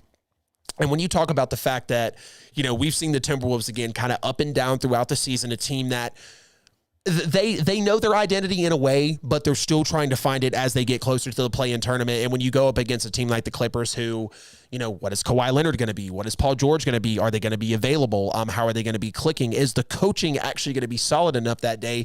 Because we've seen spurts of inconsistency with the coaching in Los Angeles. I think this series is a coin flip, to be honest with you.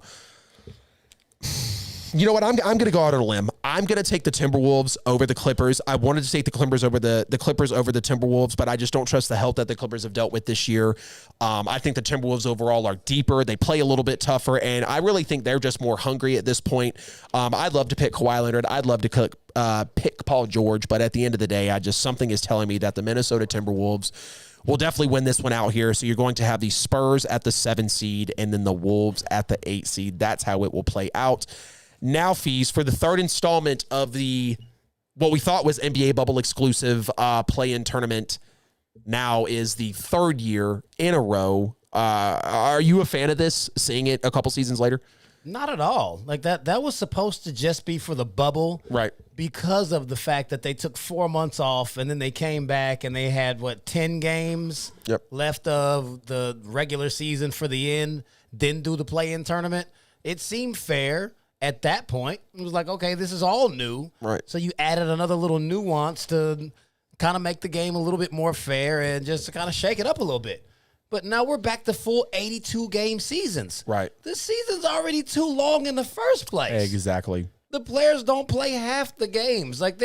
People are getting shut down by their teams. They're not hurt. They're like, we're in the position that we're in. We need to rest these guys. There's nothing you can do about it. Now you play 82 games and turn around and have to play a little money grab tournament. The NBA put this thing together. Money grab tournament. Just so now somebody can sneak into the playoffs when they had no chance of getting in there. Yep. And parity. Now you got a team. Parity. Say you're the 7th or the 8th seed already. You made the playoffs. Boom. You lose your first play-in game. Now you got to play again. Yep. You got to play the winner between the 9th and the 10th. Yep. You win that game, you may have dropped from 7th to 8th. You got a worse matchup for the first round. Yep. Not to mention, the play-in tournament is over on April 15th. You know when the playoffs start? 16th. April right? 16th. Yeah. So not only do you have to bust ass in a BS play-in tournament to see if you can keep your seeding that you kind of already rightfully earned, then you have to come back and play a full-fledged 7-game series the week after. The day after, excuse me. They might as well just forfeit game 1. Yeah. You had to play 2 winner-go-home games, one in which you lost, so the second one was really stressful. Yeah. You spent everything, and I was like, whew, game 1's tomorrow. Damn. Bright and early, number 2 seed, right out there in Milwaukee. Hell no. Who wants that? I got to play the best team in the conference. Right. The next day. Yep. It's it was palatable. Damn. For the bubble. But they should not have continued this thing on into the regular length seasons. Yeah, I totally agree. And I know we've actually talked about the play-in tournament, I think twice, if I'm not mistaken, but I know for a fact one time before.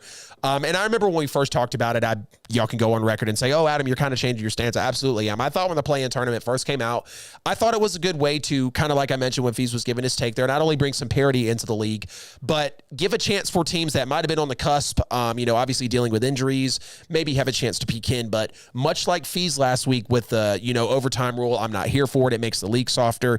The NBA play-in tournament literally makes the league softer, and here's why. So you're telling me after I play 82 games where I'm pretty sure if we took a survey, you could establish the NBA season within 40 to 60 games. I'd even go to say 45 to 50. That'd probably be a sweet spot. These are top of the line athletes, right? So after playing way more games than you should and finally falling in that top 8, if you're a 7 or an 8, not only are we going to question your seeding because of how well you've played to clearly earn that seed, because we have standings, we have divisions, we have conferences in the NBA. Now you have to play it out there. If you win, great, you're in. Don't worry about it. But if you lose, you're still in, but you drop a seed below. But then if you lose again, you're absolutely out. But wait a second. So I can be a 7 seed and lose twice and be out of the playoffs after I've already did better by scraping up to the 7. So I don't have to have the 8 playing the 1. 7 playing the 2 is still tough, obviously. And then again, you have the 9 and the 10. So usually the 9th and the 10th seed are the team that maybe got kind of hot, slowed down. Whatever the case is, they're sitting at 9 and 10 for a reason, right? So 9 and 10. If you lose, you're out, rightfully so. But the fact that a 10 seed could win, catch the 7 or the 8 seed, whatever they're at, that they have to play on the next day on a bad game, you just went from the 10 to the 8 like that. I get it. You win 2 games, crunch time when you're supposed to, you get rewarded. But the fact that we're questioning standings that are already there, and then we're giving a 9 and 10 seed that have no business being there a chance to jump in. So what happens when you have a team that's 12, 13 games below 500, like the San Antonio Spurs, and they're going to go in the West and play the Suns, go play the Warriors? People are going to be pissed. No one's going to buy tickets to that. No one's going to want to watch that. The NBA already tanks in terms of rating anyways, so I definitely am switching the stance here. I'm not a fan of the play-in tournament. It softens up the league. You're literally telling me that we've established standings, but we just want to make sure, so let's play 2 extra games after the season's already long enough, and then didn't even think about it like that, Fees. Oh, next day, you're playing the 1 or the 2 seed. Yeah. Have fun. Here's a 7-game series with LeBron, or not with LeBron, with Giannis or Embiid or Curry or Devin Booker. Like, have fun. That's what you have to face after the play-in tournament. Look at it from this standpoint. The NBA is already the only one of the major sports leagues where over half the teams in the league make the playoffs. Yep. You got 16 out of 30. Yep. Now you just added 4 more into the mix. Yep. That's literally, you've taken it to 67% of the league makes the playoffs. I mean, does it even really matter? How much does it mean to make the playoffs anymore? Exactly. Like, how much of an accomplishment is that? We discussed that with the NFL when they added 1 more team. Yep. But still, even with the 14, that's still not half the league. Definitely not over half the league. Yeah. I mean, it's getting to the point where Went from 12 to 14. if you want to have this holistic NBA thing where you're like, oh, we want all the teams to have a chance, why don't you just make it a field of 32 and start it from like the second round of the NCAA tournament format? Right. March Madness, baby. Just go 1 through 16 on each side. One and done it. Or you could Play it just out. take the best records and get rid of the conferences and reseed them based off records. Yeah. And let them play it out like that. Damn, that's like a whole nother segment we could really have on the show. Wow. Yeah, I mean, that would, it seems like that's what they're moving towards. Yeah. You're giving everybody a chance. Like, all right, like you want to see how good these guys can perform when it's 1 game winner take all? Uh-huh. Because these 7-game series are way different from what we watch in March Madness. Yeah. You put these NBA guys in that situation. First round. See how that works. Yeah, I mean, they extended it because they want more money. Right. More games, more TV time. That's what I thought too, because the More people in NFL stands. Yep, the NFL is taking over. NBA ratings continue to go down.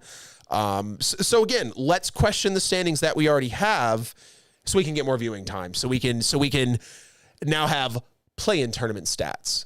Get the hell out of here. Like, we're just wasting time. Just put the 7 and 8 seed in. Let's go. Or do a 32 March Madness style that thing out. I mean, I'm down either way. Just I'm not here for the play-in tournament at all.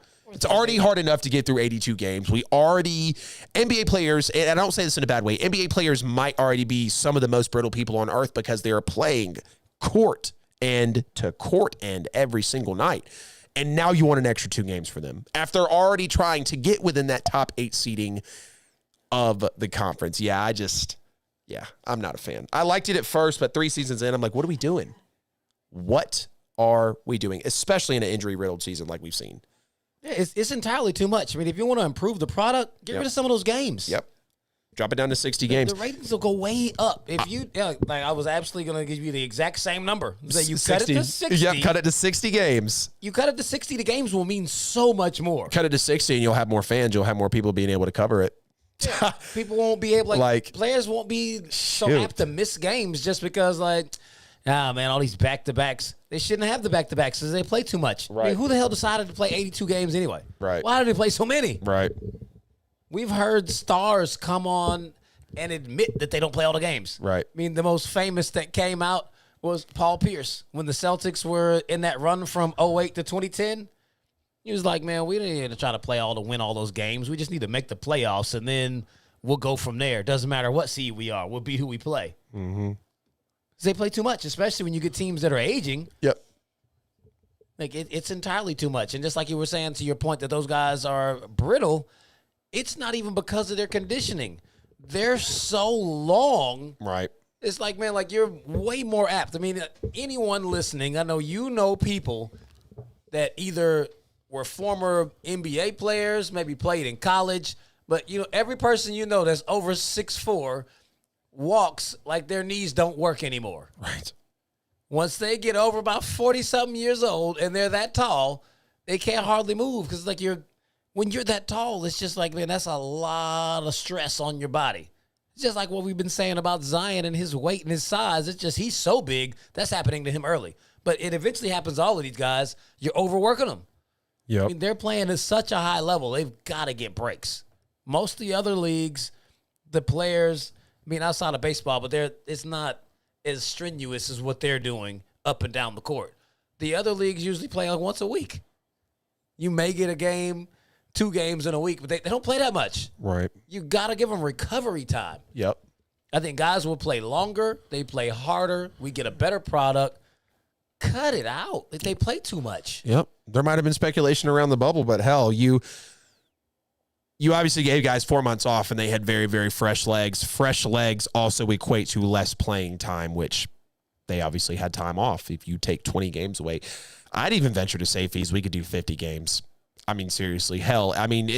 If we're being really, really serious right now, why would the NBA need any more than 50 games to determine who the best team is? Really 40, but I could see maybe throwing in an extra 10, just to make everybody play a couple of times, however you want to, obviously fill it out the way the NFL, Major League Baseball does their schedule. But yeah, I would venture to say that realistically 50 to 60 games is the most that the NBA should have. You could charge more to get into the games because they're more exclusive. Yep. The players are going to play harder. Yep. It's far less likely that the player that you actually you paid to see is hurt, does not play in the game. Yep. It works all the way around. The networks would bid harder because there's not as many games to get. Come on, Adam Silver. I respect you a lot. You're one of the best commissioners out there in a rough commissioner world. Let's make it happen, man. Do away with this tournament. Knock the games down. You'll make more money. Trust me. Yep, they would probably involve a pay cut initially, and that's why the players would be like, hell no. Yep, exactly. Nope, arbitration. I need more money. NBA Players Association wouldn't allow it, even though it actually would be benefiting them in the long haul. I forgot you need more money for every single guaranteed contract that's in the NBA. Yeah, sorry, you need more money, right? Every penny is guaranteed to y'all. Ridiculous. Sad. Oh, boy. Oh, boy. Do away with that thing. Yeah. All right, man. Bell, I'm going to go ahead and throw it over to you a couple minutes early here before we swing on over into the NFC East postseason wrap. Of course, we go team by team. Ladies and gentlemen, Bell, over to you before we bring it back. Yes, sir. Appreciate that.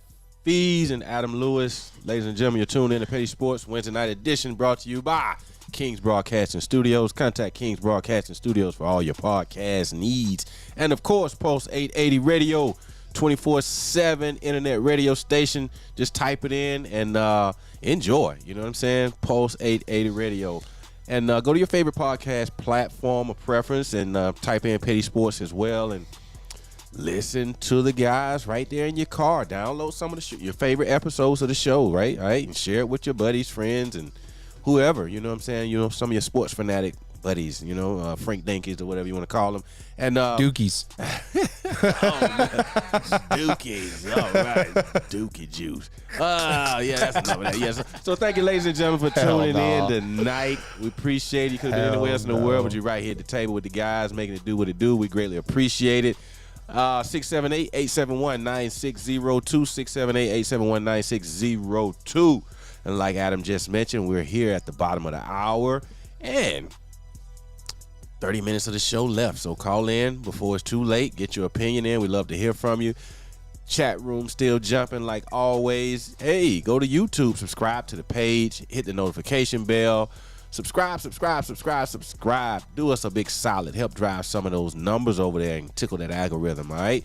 And same thing on Facebook, Book of Face, and all that right there, man. Twitch, Twitter, TikTok, Instagram. Go type in Petty Sports and show some love, man. It's all about the numbers. It's all about you guys. You know what I mean? Everybody that shared the show and joined those different pages, thank you. If you haven't, hey, what you waiting on, all right? Hit that QR button or scan that QR code right there at the bottom of your screen, man. You can hit all the links that KINGZ Broadcasting that they're affiliated with, you know what I'm saying? So right there, if you click that QR code, you can go right to the radio station. You can go to the Petty Sports different social media platforms. And, hey, it's just that simple. Thank you so much. Hey, cool. Hey, if you can tell me who I had lunch with today, I got $50 waiting for you. All right? Try your luck. You know what I'm saying? Try me. Guess who I had lunch with today? And I got a small bag for you, all right? Hey, yeah, hold back to the regular scheduled program.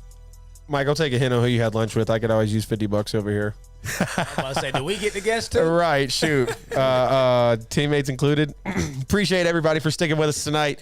Absolutely loaded show that has been rolling right along, and we are right here at the 9:30 mark on the show, fresh out of the sponsor break, jumping right into the NFC East team-by-team postseason wrap-up. Appreciate everybody sticking these out with us. We absolutely love to go through your favorite NFL team. We'll talk about what we said in the preseason, give them a grade for this year, and then tell you their biggest need walking into 2022. We'll start with the NFC least, the Dookie division, if you will. Dallas Cowboys. Fees, tell me how you felt about them in the preseason. What are your grades for them, and what is their biggest need or needs walking into next year? Well, I didn't really have high aspirations for any team in this division walking into the season because if you remember a season ago, this was the worst division in the history of football record-wise. Yep. I mean, it was sad. All four teams sucked last year. Well, the year before last. This season, my expectations for the Dallas Cowboys were 9-8, and I figured that would actually win the division because the division is still bad. They actually pulled out a 12-5 season and won the division. They went into the playoffs as a 3 seed. So, I mean, my grade overall for them, it's a C. Even though they won the division, they went in as a 3 seed.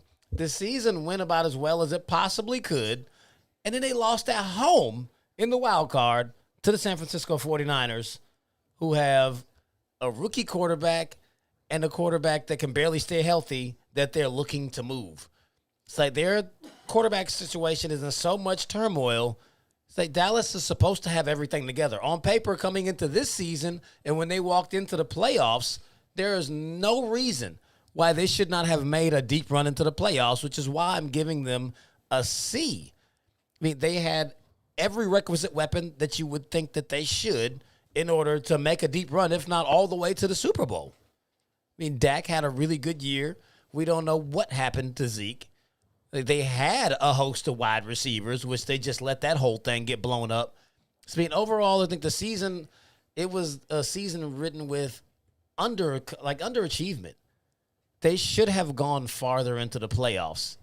They had the easiest schedule in the league. I mean, between it, I think Dallas was 31st, and the Philly might have been the easiest. But because of how bad these teams were, they had an easy road this year. So they weren't banged up. They made it into the postseason, and they just couldn't convert. I mean, there's not a whole lot of credit that I can give them there. As far as their biggest needs, wide receiver is absolutely the focus. Yeah. I mean, they let go of Amari Cooper and Cedric Wilson, sent them both to AFC teams. I mean, that hurts. CeeDee Lamb looked good, but we don't know if he can handle being the number one receiver. I mean, we've seen it time and time again when the number one guy leaves and the two who we thought was actually as good as the one was only flourishing because all the attention was going to the one. Amari Cooper was the one that was drawing the number one corner on the other team. Amari was the one that was getting the double teams, so CD was eating. Yep. Cedric was eating. You let Cedric and Amari go and just left CD on an island thinking that Michael Gallup, who rarely is healthy, is the answer. I mean, we don't know how many games you're going to get out of Gallup, but we also don't know if CD can hold up to that kind of pressure. We saw it happen to Calvin Ridley, and he had a meltdown. We saw it happen to Juju Smith. You see, he doesn't play in Pittsburgh anymore. Like it happens constantly when a number two guy is thrust into that one spot. So, I mean, as good as CeeDee Lamb looked, the jury's out on it. They need to bring in some more wide receiver talent like yesterday, and I don't know if they're even going to be able to address it in the draft. Just like I told you before, I could really see the Dallas Cowboys really going out on a limb and signing Antonio Brown. Just because they need someone that can draw the coverage and beat it. With as much off-the-field baggage as he comes with, he's still one of the best receivers in the league when he's on the field. And Dallas is they're a clown show anyway. I mean, I think they would really invite that. They like attention. They don't care how they get it. You know, AB's good for that. Right. But, I mean, with Zeke seeming to be on an exponential decline with his age, I mean, that could be due to their depleted offensive line, but we don't know. He doesn't look like the old Zeke. But they need to address the O-line. They need wide receivers. And they possibly need another running back. Even though they're paying Zeke a lot of money, they need to bring in somebody. Yeah. Yeah, I'm right there with you, Fees. A lot of similarities that we're going to have there as I run through Dallas here. So as we get into the NFC East postseason team-by-team review/wrap-up here, starting with the Dallas Cowboys in the preseason, I thought the defense would have vastly improved after they used 6 picks on defense in the draft. And I did say that Micah Parsons would be the best defensive player for them on the field, and it kind of looks like that was the case. Of course, we had Trayvon Diggs, but Micah Parsons was absolutely running from edge to edge on that field, and clearly we know why he won defensive rookie of the year. And I did say that Dak would come back and play well, and that Zeke might be able to bounce back from the couple of rough seasons or down years that he had compared to what we had seen from Zeke before. And I gave them an 8-9 record. Now, in terms of a grade for the Dallas Cowboys, I gave them a B because I did feel like that they exceeded expectations of the regular season, but again, still fell short in the postseason, still showed us that they were frauds, still showed us that they couldn't play in the big moment, that Dak is still good, not great, that Zeke and Pollard are still kind of hit and miss, and that Mike McCarthy, I was happy when McCarthy came into Dallas, but he's just not the guy. He's not going to be the guy that takes you to the promised land. And when you look at how Dallas, you said it, Fees, plenty of times in the year, Dallas was unfairly the best offense for most of the time in the NFL when they were truly clicking on all cylinders. And they go out in the wild card round. It's absolutely embarrassing. You expect more of them for that. You expect them to get a bye, and they don't. Now, in terms of biggest needs here, got to agree with you on wide receiver. Now, of course, they do still have CeeDee Lamb. They do still have Michael Gallup. I mean, I want to pull up a couple more receivers here. Well, no, actually, it is only CeeDee Lamb and Michael Gallup, so they definitely do need a couple of guys there, losing Cooper and Ced Wilson, a running back as well. Ezekiel Elliott still had 1,000 yards and 10 touchdowns last year, but we can tell that he's tapering off, and even if he's productive, he's only really putting up, in really 45, 50% of games. He's still one of those hit-and-miss running backs, unfortunately, being paid all that money. And then, of course, you look at another corner to complement Trayvon Diggs, and maybe even some more of a pass rush to complement a DeMarcus Lawrence, who isn't necessarily consistent at the end of the day, and we've seen Dallas with the defense definitely, be here and there. Good season last year, but they could definitely improve with the defensive line. Let's roll over into Philadelphia. Fly, Eagles, fly on the road to maybe victory. We'll see. Tell me how you feel about them, Fees. I thought you said maybe victory like you were forgetting what they actually were saying, but I'm like, oh, that's just disrespectful. Oh, yeah. Yeah, I'm out here throwing shots, man. And so the Philadelphia Eagles in the preseason, I predicted that they would go 8-9, get second place in the division, and miss the playoffs, which I was almost all the way right. But they went 9-8. They won one game more, and they actually made the playoffs. I don't know how they snuck into the wild card. I mean, that was a serious overachievement from being 4-11-1 the season prior. Right. I mean, that's a massive jump. 5 more wins, 6 really if you count the tie into that. But I'm going to give Philly an A. Their expectations were absolutely not to make the playoffs. They were just for them to improve and have something to build on. I mean, they snuck into the wild card. They lost to Tampa, which is respectable. No one's actually faulting them for that because no one thought they would be there, and no one absolutely did not pick them to beat Tampa in the playoffs, especially not on the road. I mean, they got a pretty decent season out of Jalen Hurts. I mean, he coming from the 4-game stint his rookie season, moving on into his first full year as a starter, threw over 3,100 yards, completed 61% of his passes, threw for 16 touchdowns, and he ran for another 10 touchdowns, at 784 yards rushing, had an 87 QB rating. So, I mean, there's definitely room for improvement, but it was his first year in this system. Like, he's pretty much gotten comfortable with the system. They didn't really have requisite weapons for him available all season because they actually did have a decent roster. He just didn't have everyone the whole time. But as far as their needs, they absolutely need wide receivers. Devontae Smith, he's definitely a gamer. But Philly's going to really go heavy on defense, just like I was explaining before when we were discussing Jalen Hurts and Philly with all of these draft picks that they've got. I think they'll be focusing on the defense. Corner, linebacker, edge rusher, all of those will probably come before wide receiver, especially if they can. They're probably confident that they'll actually have a healthy Jalen Reagor. I mean, they're confident in it every year. It just doesn't seem to happen. But when he's on the field, he actually is an asset.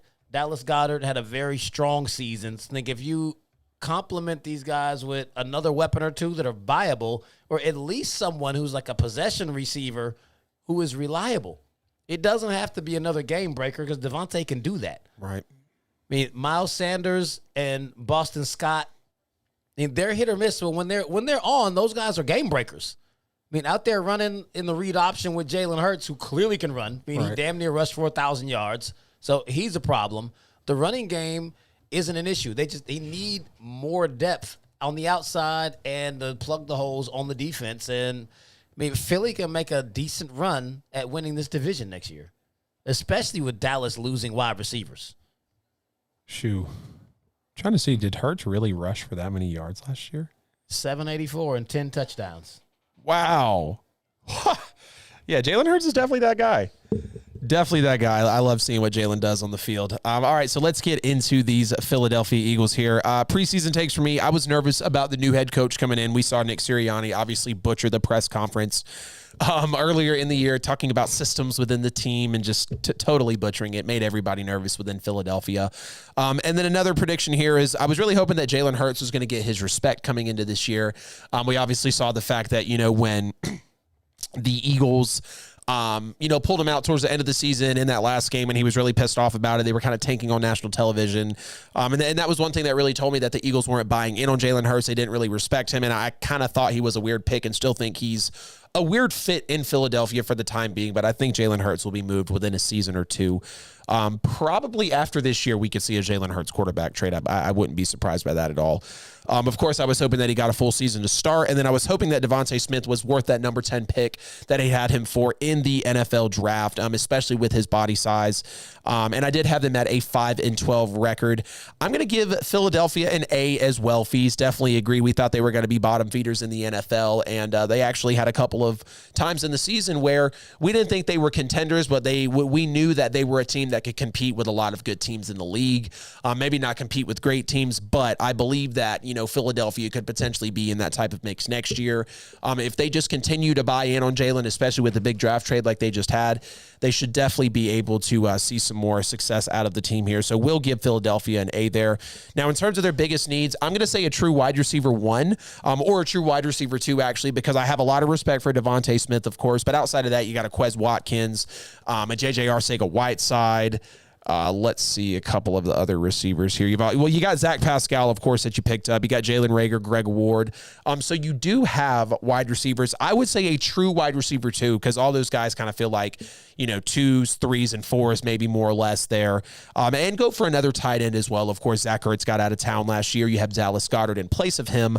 But to get Jalen Hurts, another tight end, we know all quarterbacks can be very different when they have a tight end at their disposal. Look at Lamar Jackson. Look at Drew Brees. Look at Jimmy Garoppolo. So definitely focused on some needs there for Philadelphia. Now, let's move on to the football team, Commanders. Washington Feast. Tell me about preseason grades, biggest needs. You got 3 of the 4. They're the Commodores. The Chitterlings. Washington. Yeah. My expectations for Washington coming into the season was that they would be a very mediocre football team. They would finish the season 7-10, and look what happened. Look at that. They were a mediocre football team, and they finished 7-10, third in the division, just like I said. Fitz did go down in week 1 and did not play the rest of the season, so they had Taylor Heineke for the entire year, who actually didn't have a bad year for an undrafted guy. We call him Heineke, and you say I finally actually called him by his actual name, Taylor Heineke. But they got swept by the Eagles and the Cowboys in 4 straight weeks. It's not like, over the course of the season. 4 consecutive games, they got blasted by 2 division rivals. That is a terrible stretch of games. And that was the second 4-game losing streak they had over the course of the season. Things were really not clicking on all cylinders for them. They were 21st in total offense, 24th in scoring offense, 22nd in total defense, and 25th in scoring defense. That's a formula for, I don't even know how they went 7-10. Yeah. They shouldn't have won as many games as they won because they were towards the bottom half of the league in every major category. I'll give them a C because they were mediocre and status quo, average, whatever you want to call it, and that's what a C is, a 2.0. You barely got by. That's the epitome of what a C is, was the Washington Commodores. Now, their needs, they're so all over the field. They brought in Carson Wentz.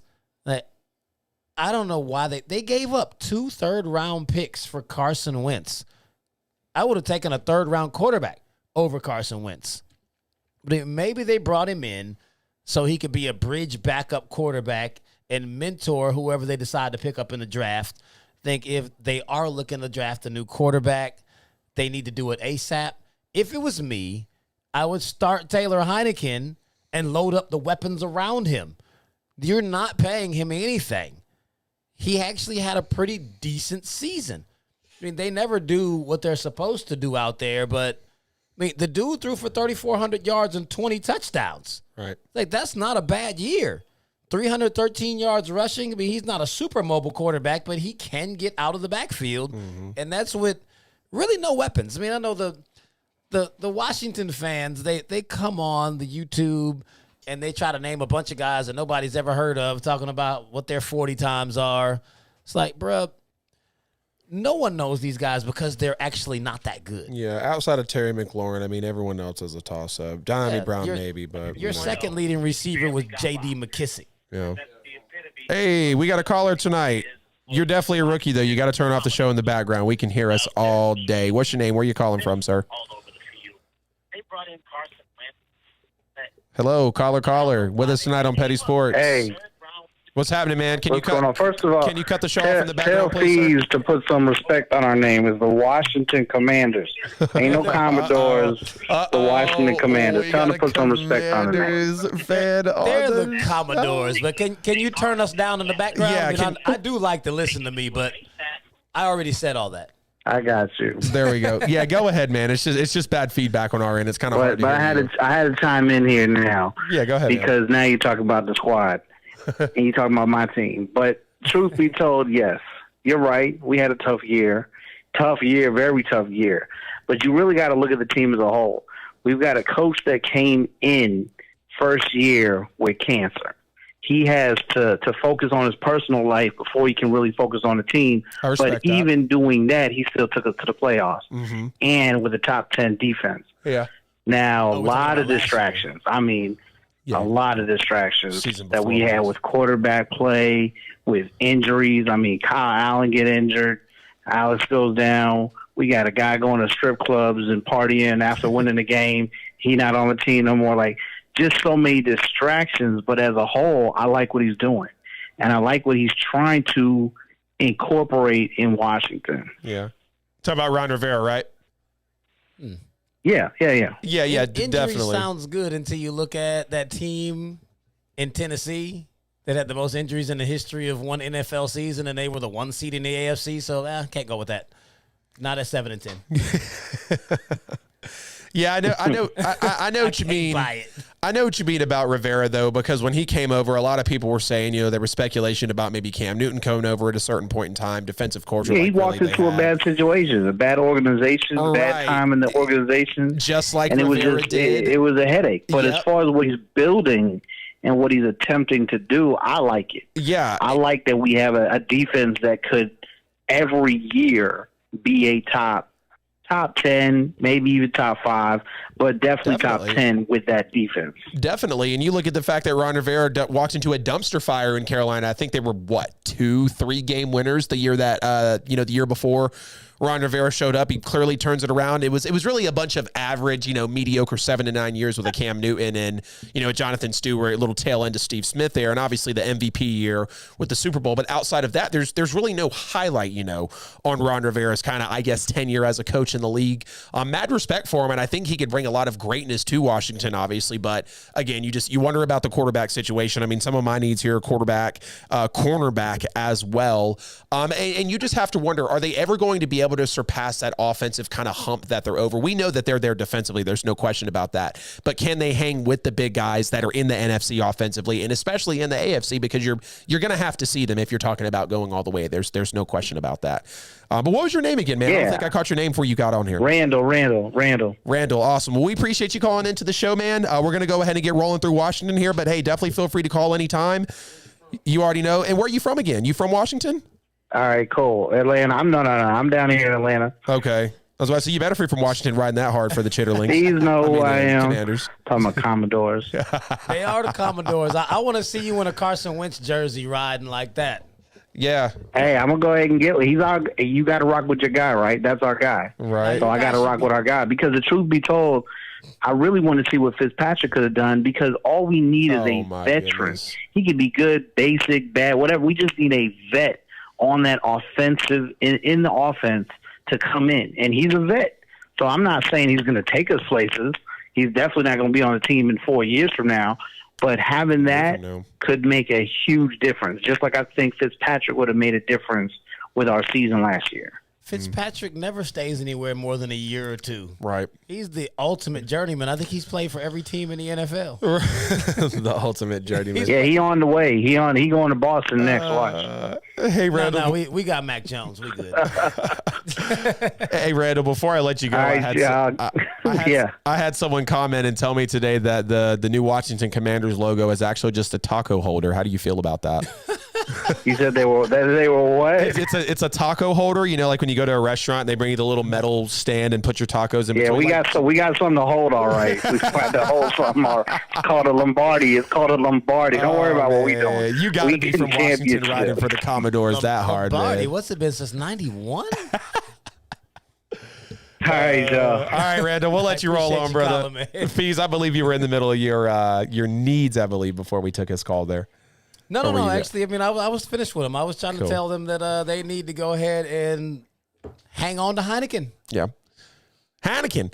Yeah, Washington's definitely in it. They're in a decent spot. They could be in a lot worse spot, but I think considering where they were just a couple years ago, like Randall just said when they came in, they've got positivity to bank on. No question about that. But let's look at how I felt about Washington walking into the year. So I did expect that defense to be top 5, like our caller Randall was just saying. How they were a couple of seasons ago. I really expected that from them last year. And I thought that Chase Young would really almost be elite in year 2. I don't know if I can say that he was almost elite, but he was still definitely one of the top pass rushers in the league. We obviously saw his rookie campaign, and Pro Football Focus really put it into perspective that he was on a Khalil Mack, yes, literally, go look at the numbers type of level in his rookie year. I think after the middle of the season, he was the second highest graded pass rusher.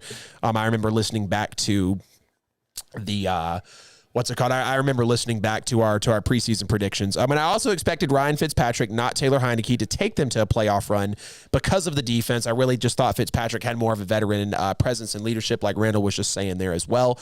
But overall, I did expect them to be a 6-11 team, but they could win the division, oddly enough, because of how bad it is. Now, I will give Washington a C here as well. Couldn't really go any higher or lower. I mean, they were just average. They were 7-10, I believe. Clearly we're never a threat. Obviously, one of the better the defenses in the league, but they still just can't get it to click offensively. And we know they've got pieces. We know they got a good backfield. We know they've got a good O-line. We know they got good pass catchers out there. If they can just rally in the offense, I think they could potentially make a push. Sticking them with a C. And my biggest needs are going to be quarterback, because we know Fitzpatrick, and obviously Fitzpatrick and, why am I losing it here? Help me out, Fees. Wentz and Heineken. Wentz and Heineken. We know that they're not franchise guys. At best, they're all bridges, and really you could coin flip with any three of them on any given day. But I'm also going to say cornerback as well, because when you go look at Washington's cornerback room, you've got, William Jackson III, Kendall Fuller, and then Benjamin Shane Juiced, I believe, and Danny Johnson. So definitely no big names there outside of Kendall Fuller, and maybe William Jackson III whenever he wants to make a play. All right, Fees, we got about 5 minutes here. Let's go over to the New York Football Giants for the last team of our NFC East postseason wrap. We go team by team and talk about your favorite NFL team, ladies and gentlemen. Tell me about the Giants, Fees. Preseason takes, grades, biggest needs. See, went with the Chris Berman on this one. The New York Football Giants. 4-13. I mean, I actually gave them a little bit more credit coming into the preseason. I had them at 6-11. It's only 2 games more. But this was a terrible season. I mean, they're absolutely getting an F. I mean, Daniel Jones only threw for 2,400 yards. He played 11 games, so it wasn't like it was 2,417 games, but still. 400 of those yards were on my Saints. 2,400 yards, very unimpressive season. Their leading rusher and receiver both went for 500 yards. I mean, you'd had no one even sniff 1,000 yards. Wow. There were not any bright spots on this team. Yep. I mean, you had Booker and Saquon both rushed for 593 yards and 2 touchdowns. Just 2? Like, they can't put up points at all. But it's not even like they were a team that lost a lot of close games and you just need to make a tweak. They got blown out in 10 of the 13 losses. They were getting drug all over the field for the better part of the season. I mean, that was a bad 4-13. Don't really know how they won the 4 games that they won.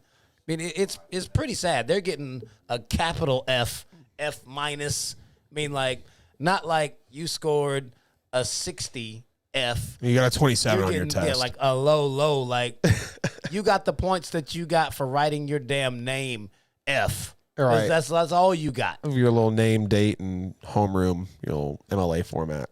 That's why you got your points on your test. That's it. You properly filled out the name part of the sheet, but that's it. Oh man, the New York. They need everything. Yes, they're do. Trying to load up with Daniel Jones. Like, bro, he's not it. It's okay to admit that you were wrong. Shouldn't have picked him. Definitely shouldn't have picked him as high as you picked him. What the hell they were doing? Still sticking with him. Yeah. You need a quarterback. You need an offensive line, because you just completely wasted away Saquon's career, what it could have been, because he just gets destroyed in the backfield every time he gets the football. Right. You need wide receivers, because Galladay, I mean, there's a reason you were able to get him. Right. He's done. You need wide receivers. You need a quarterback. You need an offensive line. You need a defense. I mean, pretty much, New York's going to be bad for quite some time. It's a good job. You can't rebuild like that. Tear it down to the studs. Yeah, that's definitely what the New York Giants are going to be looking at. Man, speaking of just some Saquon stats real quick. I know we're up against time, but I will still make it there. So, man, rookie year for Saquon, 261 carries, 1,300 yards, 11 touchdowns, 91 catches for 724 yards, and an additional 4 touchdowns. So he was a 2,000-yard from scrimmage, 15-touchdown guy in his rookie year. And it sucks, man, because people are now trying to call him a bust, this, that, and the third. Excuse me. And now I said for the preseason takes coming in that I was hoping Saquon would come back healthy because, again, people are starting to call him a bust, which I think is kind of crazy. I understand why, though. You eventually have to start putting up some of this production, especially when you're taking it number 4, or was it number 2? in the draft. He was a top 5 pick. Yeah. He was a top 5 pick in the draft as a running back out of Penn State, out of all places. He's obviously, been great when he's healthy, but when is he healthy?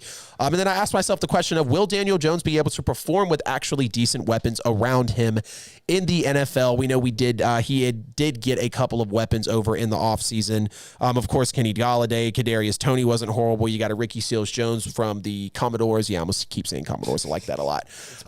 It definitely is. Was he going to be able to perform with weapons around him? Still stuck them at the 5-12 record. Nothing really much to chop up here about the Giants. I gave them an F. They were awful. I mean, I didn't even know that their highest receiver and rusher was only 500 yards. I mean, hell, Daniel Jones might have had 500 yards rushing if he could have taken off with the wheels like we've seen before.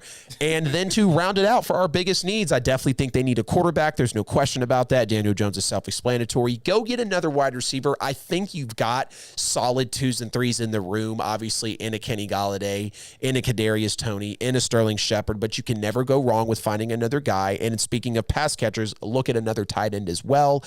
Ricky Seals-Jones is solid from Kansas City over to Washington, now in New York, but what is he going to be?